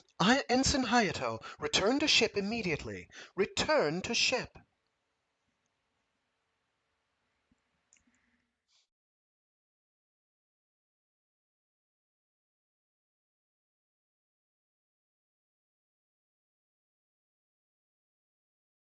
It was madness for Hayato to have taken off in the middle of the crossfire between enemy warships, but once outside the immediate area, the incredible latticework of light he saw looked like beautiful shining threads. It was hard to imagine being hit by them. It made him realize why, in the vastness of space, it really was difficult to achieve a direct hit on anything. Homing in on the beams of light coming from the enemy, Hayato could see that the Zeon cruiser Shive was half destroyed, but still pursuing the attack. As he trained his sights on its aft deck cannon, he marveled how calm he felt. Indulging in a little self-satisfaction, he congratulated himself on having finally become a seasoned combat veteran. He pulled the trigger, and the two cannon built into the shoulders of his suit belched forth flames. 3, 2, 1. He did a countdown by himself, while putting the gun cannon into a broad curve to the left, and training his sights on the other Musai-class cruiser on the other side of the Shive. And just then, the aft deck cannon on the Shive exploded. Bullseye! Hayato yelled.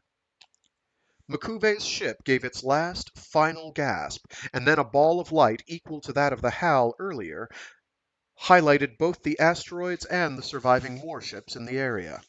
In the midst of all this, the Quammel, the last Musai cruiser in the Zeon squadron, heeled about sharply, desperately trying to escape.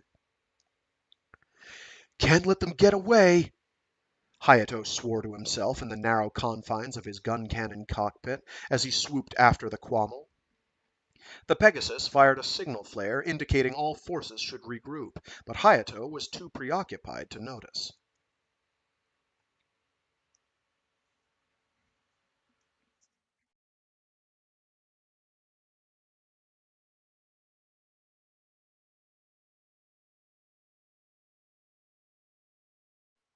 Over by the Texas colony, the Zeon Zaku squad leader following Amuro closed in for the kill outside the docking bay. Since the colony port was nearly 400 meters in diameter, he fired 2 rockets from his bazooka as cover before entering, and then, without waiting for the explosion to clear, plunged inside. Amuro quickly retreated behind an old transport ship scuttled in the center of the colony's port. He could physically sense the intruder's presence. He was learning to sense things from inside the cockpit, and he was seized by a crazy idea. He would try to grab the bazooka from the Zaku. And then he saw the girl. It was such an odd sight that, for a moment, he wondered if he was seeing things. She was standing in a corner of what used to be the colony's control core, behind the multi-layered glass of its observation windows. And from his perspective, she was upside down. Despite the distance, her emerald green eyes were strikingly beautiful, almost transparent and glowing, and he sensed something indescribably powerful and vast in them. Remembering what he had sensed in Sayla once before, he felt a vague sense of déjà vu. What could it be? He wondered. Even more important, was the girl real?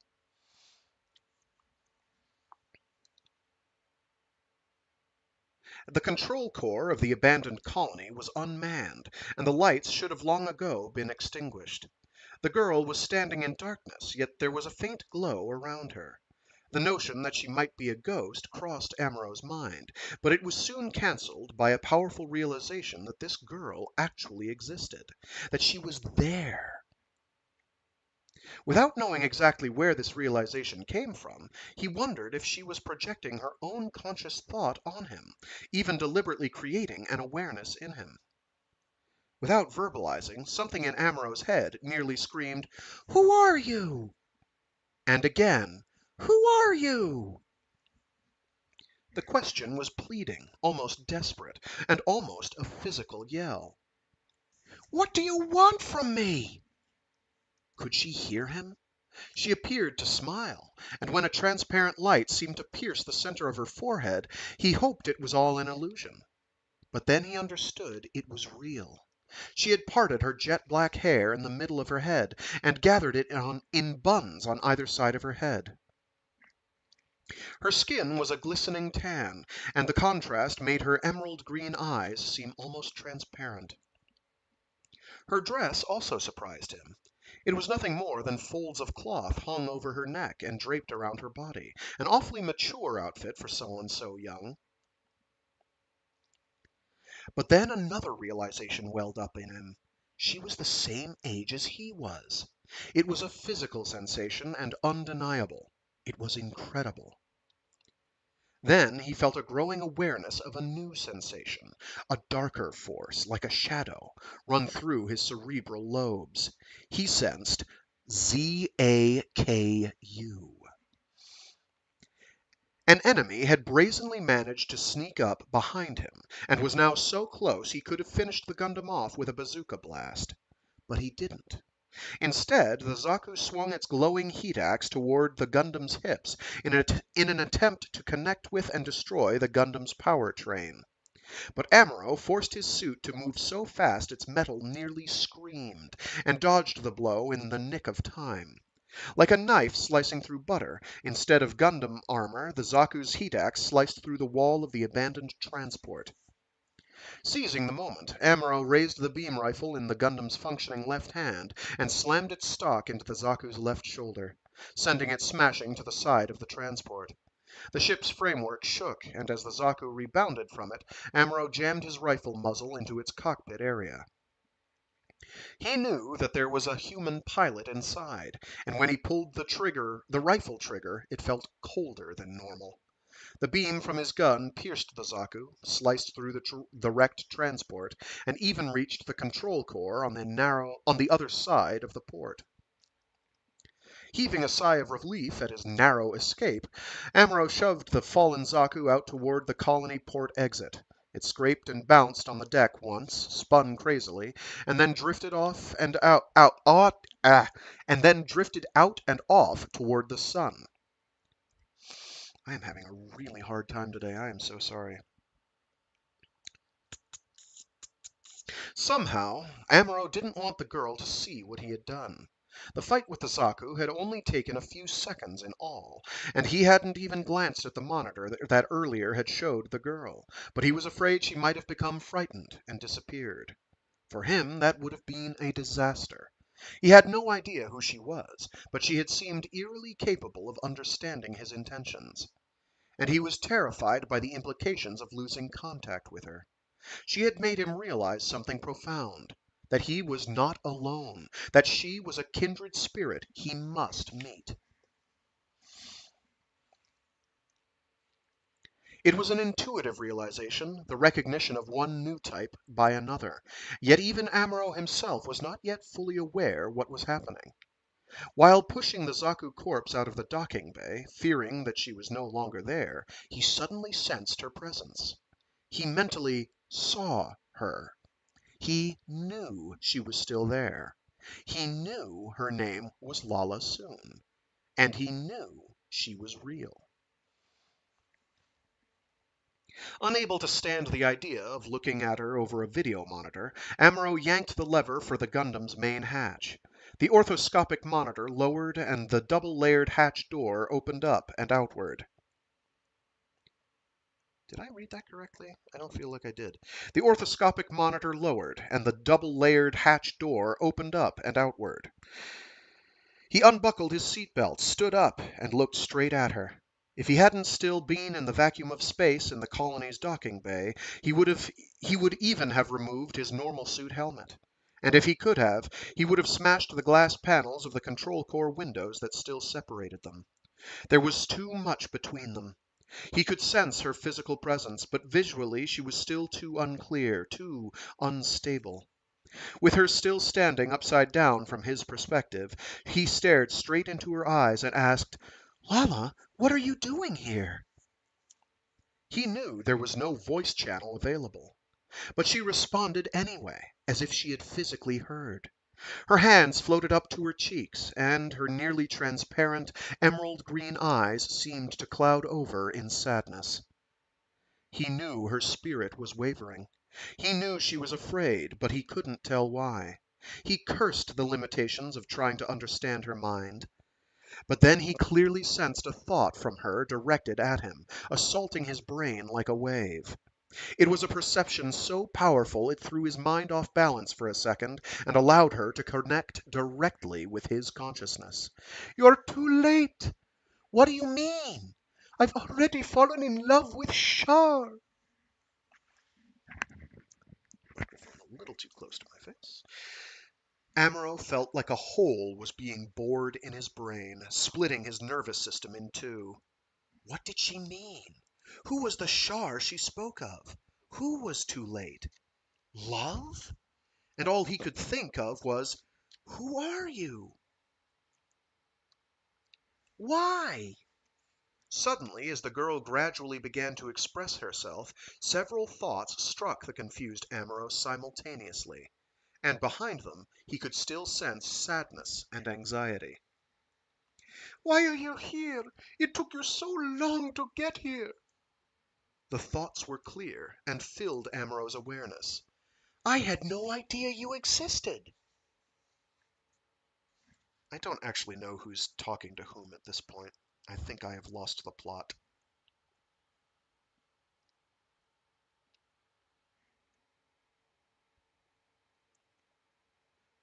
Nope. So what's happening here is the thought telepathy transmissions are done with a open bracket, close bracket. The V-shaped ones, I forget what those are called. The proper grammaticals. The ones you would use. Here, I'll type them. That and that.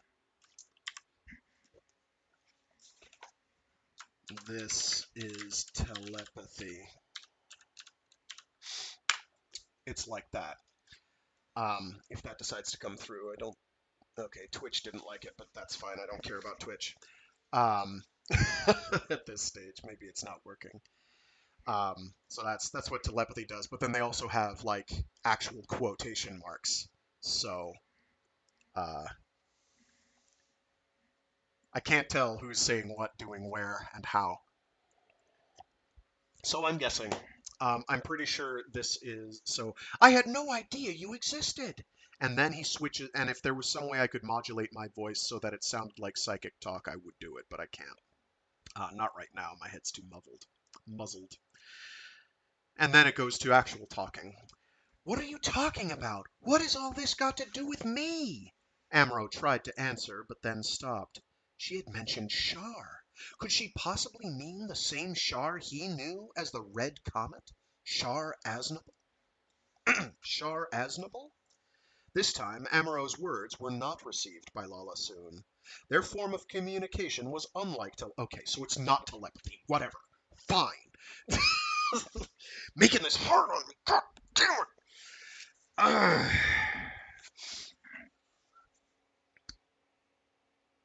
This time, Amuro's words were not received by Lala Soon. Their form of communication was unlike telepathy, which never needs spoken words. Nor was it triggering some sort of leap in consciousness. As impressions were traded back and forth, an awareness that transcended conscious thought was built up.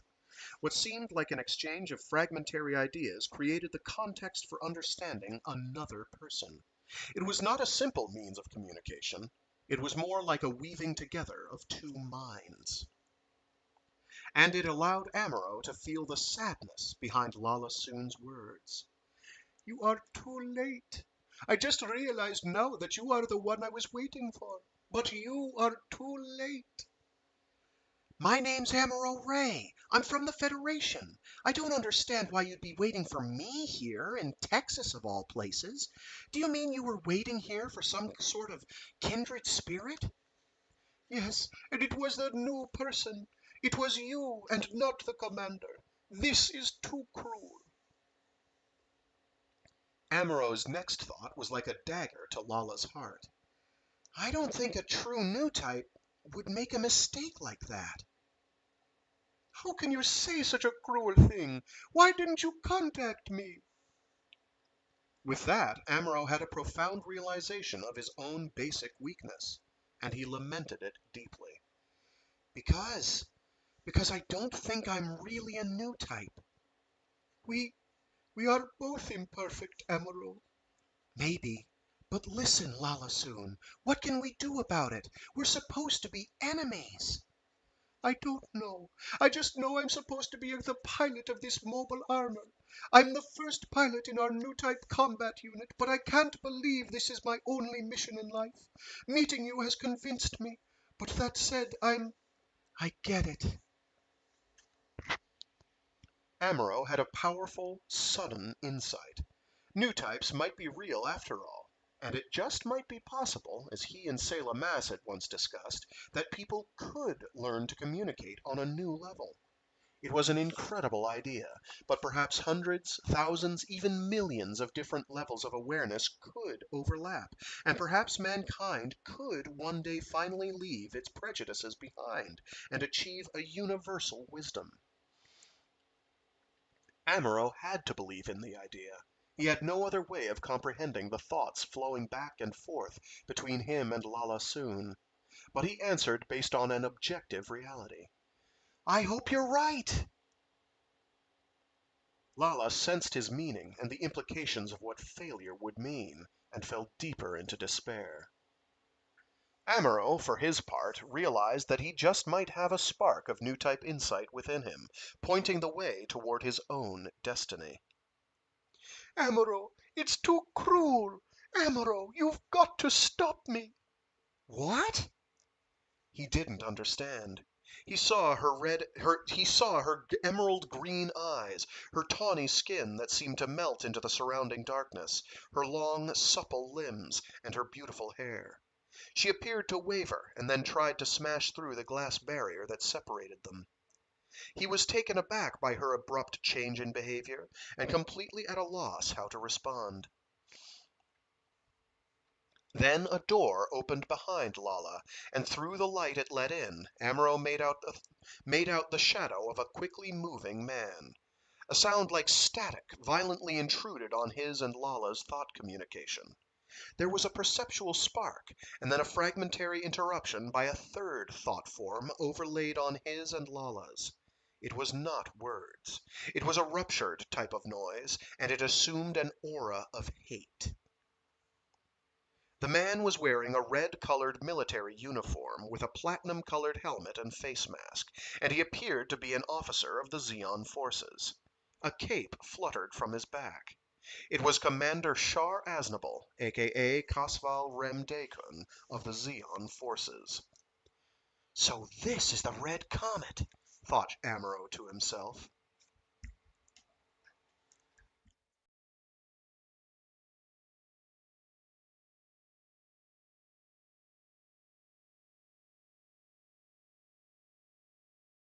When Shar's excuse me.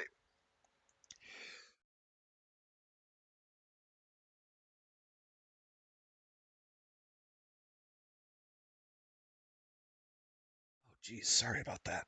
Water caught in my throat, near my lungs. When Shar spoke, the words were real. "Lala!" he curtly ordered. "Get out of here, now!"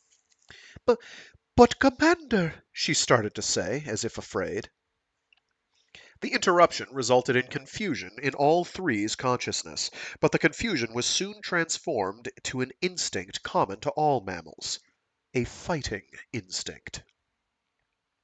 Through the windows of the control core, Shar saw the object of Lala's attention, a young Federation pilot dangling out of the cockpit hatch of a Gundam MS. Lala, glancing at Shar, was unable to hide her panic. She saw in him a lovable quality to which she was powerfully attracted, but also saw emerging in him one of man's most despicable traits. She knew that that combination, in this situation, would be a disaster for her. Amuro, for his part, mournfully watched the couple in the control core. Too young and inexperienced to understand all the ways of men and women, he watched Lala tremble and thought, "So that's what she meant about being too late." As Amuro watched, the red uniformed Zeon officer floated across the room and out the door with Lala in his arms. The door slammed shut, and the control core command center was again deserted.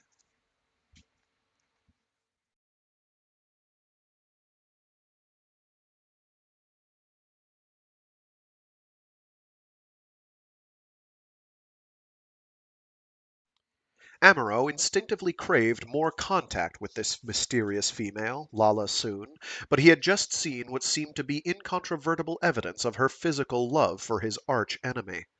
A thought suddenly ran through his brain in a way he himself didn't fully understand. It was more than a sixth sense. It was subtle proof that he was developing an expanded awareness and power of insight. It said, "Time to scram!" He was in real danger. Quickly shutting the Gundam hatch, he checked his beam rifle. It was low on energy, so he maneuvered the MS to pick up the bazooka left behind by the Zaku he had earlier dispatched. It still had 3 rockets left in it. Then he moved over toward the colony port exit, where the Gundam's instruments detected the Pegasus and its 2 accompanying cruisers nearby in space. Even the gun cannons were close enough to be identified. Amuro should have felt overjoyed, but he couldn't suppress a basic animal instinct welling up inside him. "Lala Soon," he whispered. He wanted to see her up close. He wanted to touch her. He wanted her. His perception of danger was already beginning to fade, and he had no way of knowing what kind of enemy was really lying in wait inside Texas. When encountering a member of the opposite sex with whom one has a powerful intuitive understanding, physical desire can sometimes be masked. But when the actual thought waves of both individuals are almost perfectly intertwined, the encounter can be a powerful aphrodisiac. Amuro was far too young to understand what was happening to him, or to restrain himself. Instead of launching into space toward the Pegasus, he spun the Gundam around and walked toward the series of hatches on the other end of the colony port. Opening them one by one, he stepped through the last door that led inside Texas. It was impossible to see the inner surface of the colony from the final hatch. Giant external mirrors normally reflected sunlight inside the colony, but their automatic control mechanisms were broken. And for the last few months they had been stuck on something equivalent to dawn or dusk. Atmospheric conditions inside the colony had deteriorated into violent windstorms, with sand-colored tornadoes often occurring around the colony's central axis. Keeping his eyes on the Gundam's main monitor, Amuro watched a small whirlwind form next to him and twist through the air. Wondering where Lala might be in the 360-degree panorama in front of him, he tried to rely on his intuition. He closed his eyes and tried to focus his mind, to no avail. It was frustrating. Only a few minutes ago he had been so close to her that he could almost have physically called out to her. He asked himself, what to do? The next instant he barely dodged an incoming bazooka rocket. But a fraction of a second before it burst next to him with a leaden whoomp, he put the Gundam into a jump maneuver toward the direction of its origin, somewhere above to his right.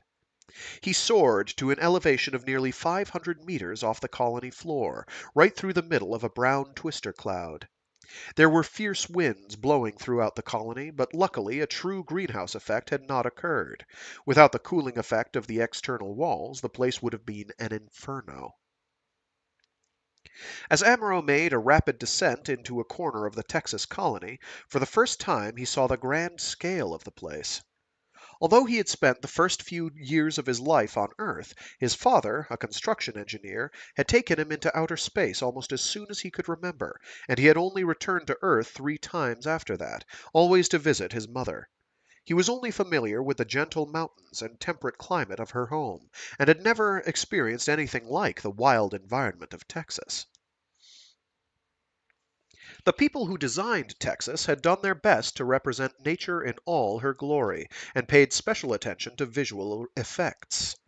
Rivers and streams wound through steep canyons that appeared to have been carved by ancient glaciers. Forests of evergreens spread on the foothills. The environment was totally artificial, but the scenery was more than enough to evoke images of the ancient reality on which it had been modeled. Although the plains were now desert, tourists had once delighted in the sight of hundreds of cattle herded by cowboys, imagined campfire smoke in the distance to be signals from Indians, crossed the colony's glass sections on giant bridges made to look like natural rock formations, and experienced a simulation of the Wild West on Earth's North American continent. The Gundam MS dropped out of a dust cloud on the verge of forming a vortex and sailed into a roaring wind. With his attention diverted by the scenery unfolding before him, Amuro nearly made a fatal mistake. But as before in the colony port area, a cool, light-like sensation seemed to bore into his forehead. His awareness expanded to 360 degrees, and he sensed a specific direction, just in the nick of time to dodge another incoming enemy round. "Where are you?" Amuro muttered, scanning the area around him. He knew it might be overconfidence, but he somehow felt he was better positioned to deal with the enemy, even if it were Shar Aznable, the Red Comet, than the enemy was to deal with him. "Where are you?" he growled again, frustrated by the fact that his new awareness couldn't help him pinpoint a distant target. Perhaps, he thought, it was because of the turbid atmospheric conditions. But unknown to Amuro, Shar Aznable was already retreating with Lala Soon to the port on the opposite end of the colony cylinder, where the Zanzibar was anchored.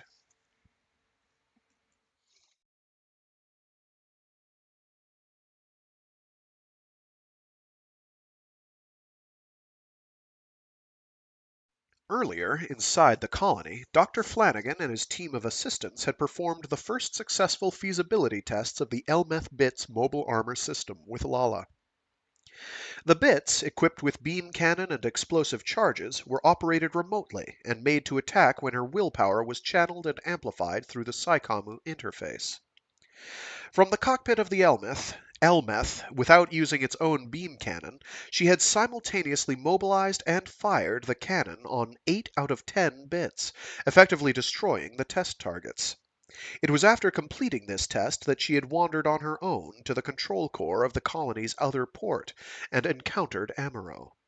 When Shar took her away from the control core, he had put her under the care of the Flanagan team in the mobile trailer used to launch the Elmeth Bits system, and immediately moved to attack the Infiltrator MS, Amuro, and the Gundam. Shar's mood had plunged to near despair. The pilot's a new type.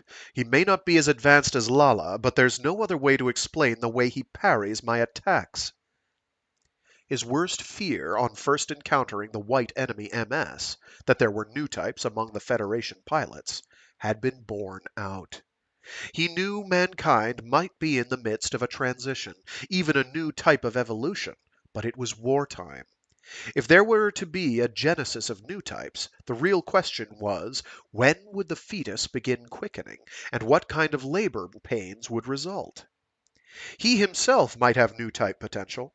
He was at least capable of one form of insight that the older, conservative, earthbound generations were not.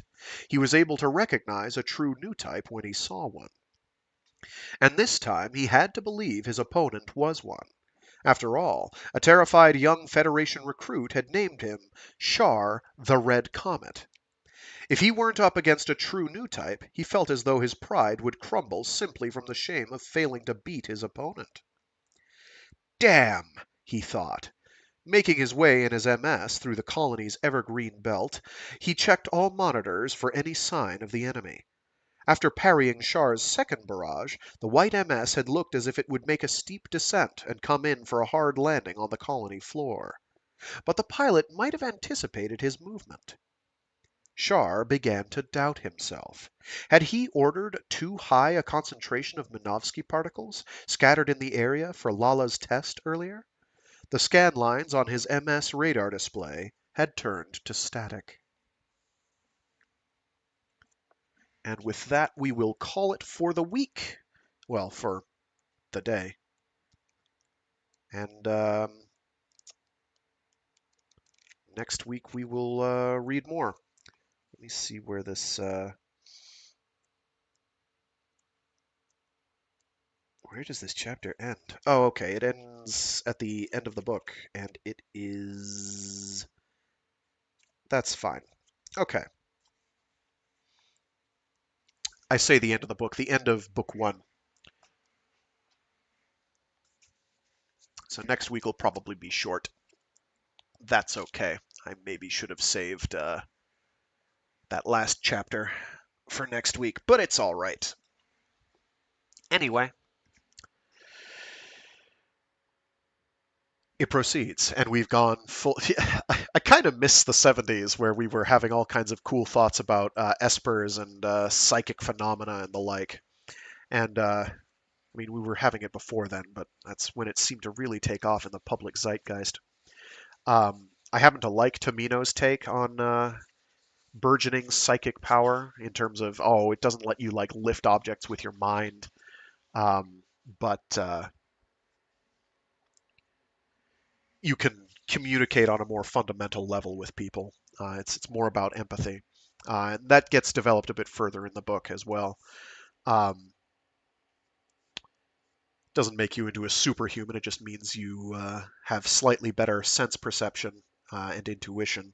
You can't necessarily see the future, but you're part of a... You can become part of a greater gestalt if everybody else is tuned into the same frequency, as it were, which I think is cute.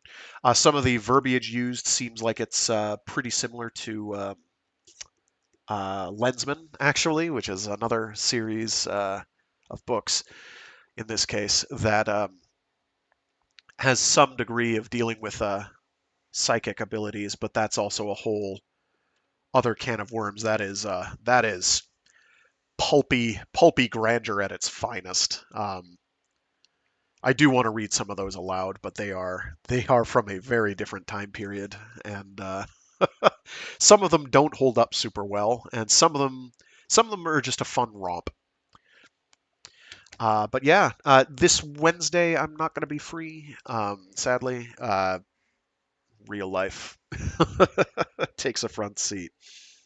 But this Friday we should be finishing up the first half of the Hyperion Cantos, and then next week we'll get started on the fall of Hyperion, so where things change a bit in terms of pacing. So yeah, with that, hope everybody dug, even though I'm clearly in no fit state to be reading aloud. Head as plugged as it is, and exhausted from yesterday. But it's fine. Anyway, we'll keep on doing this. And yeah, that's about it. Alrighty, see you all later. Thanks for tuning in. And if you are listening to this after the fact, I do stream these live on Mondays, Wednesdays, and Fridays, starting at noon Eastern Standard Time, or East Coast US time, whichever you prefer. And yeah, feel free. And with that, stay safe, stay sane, and be decent to each other. See y'all next time. Bye-bye.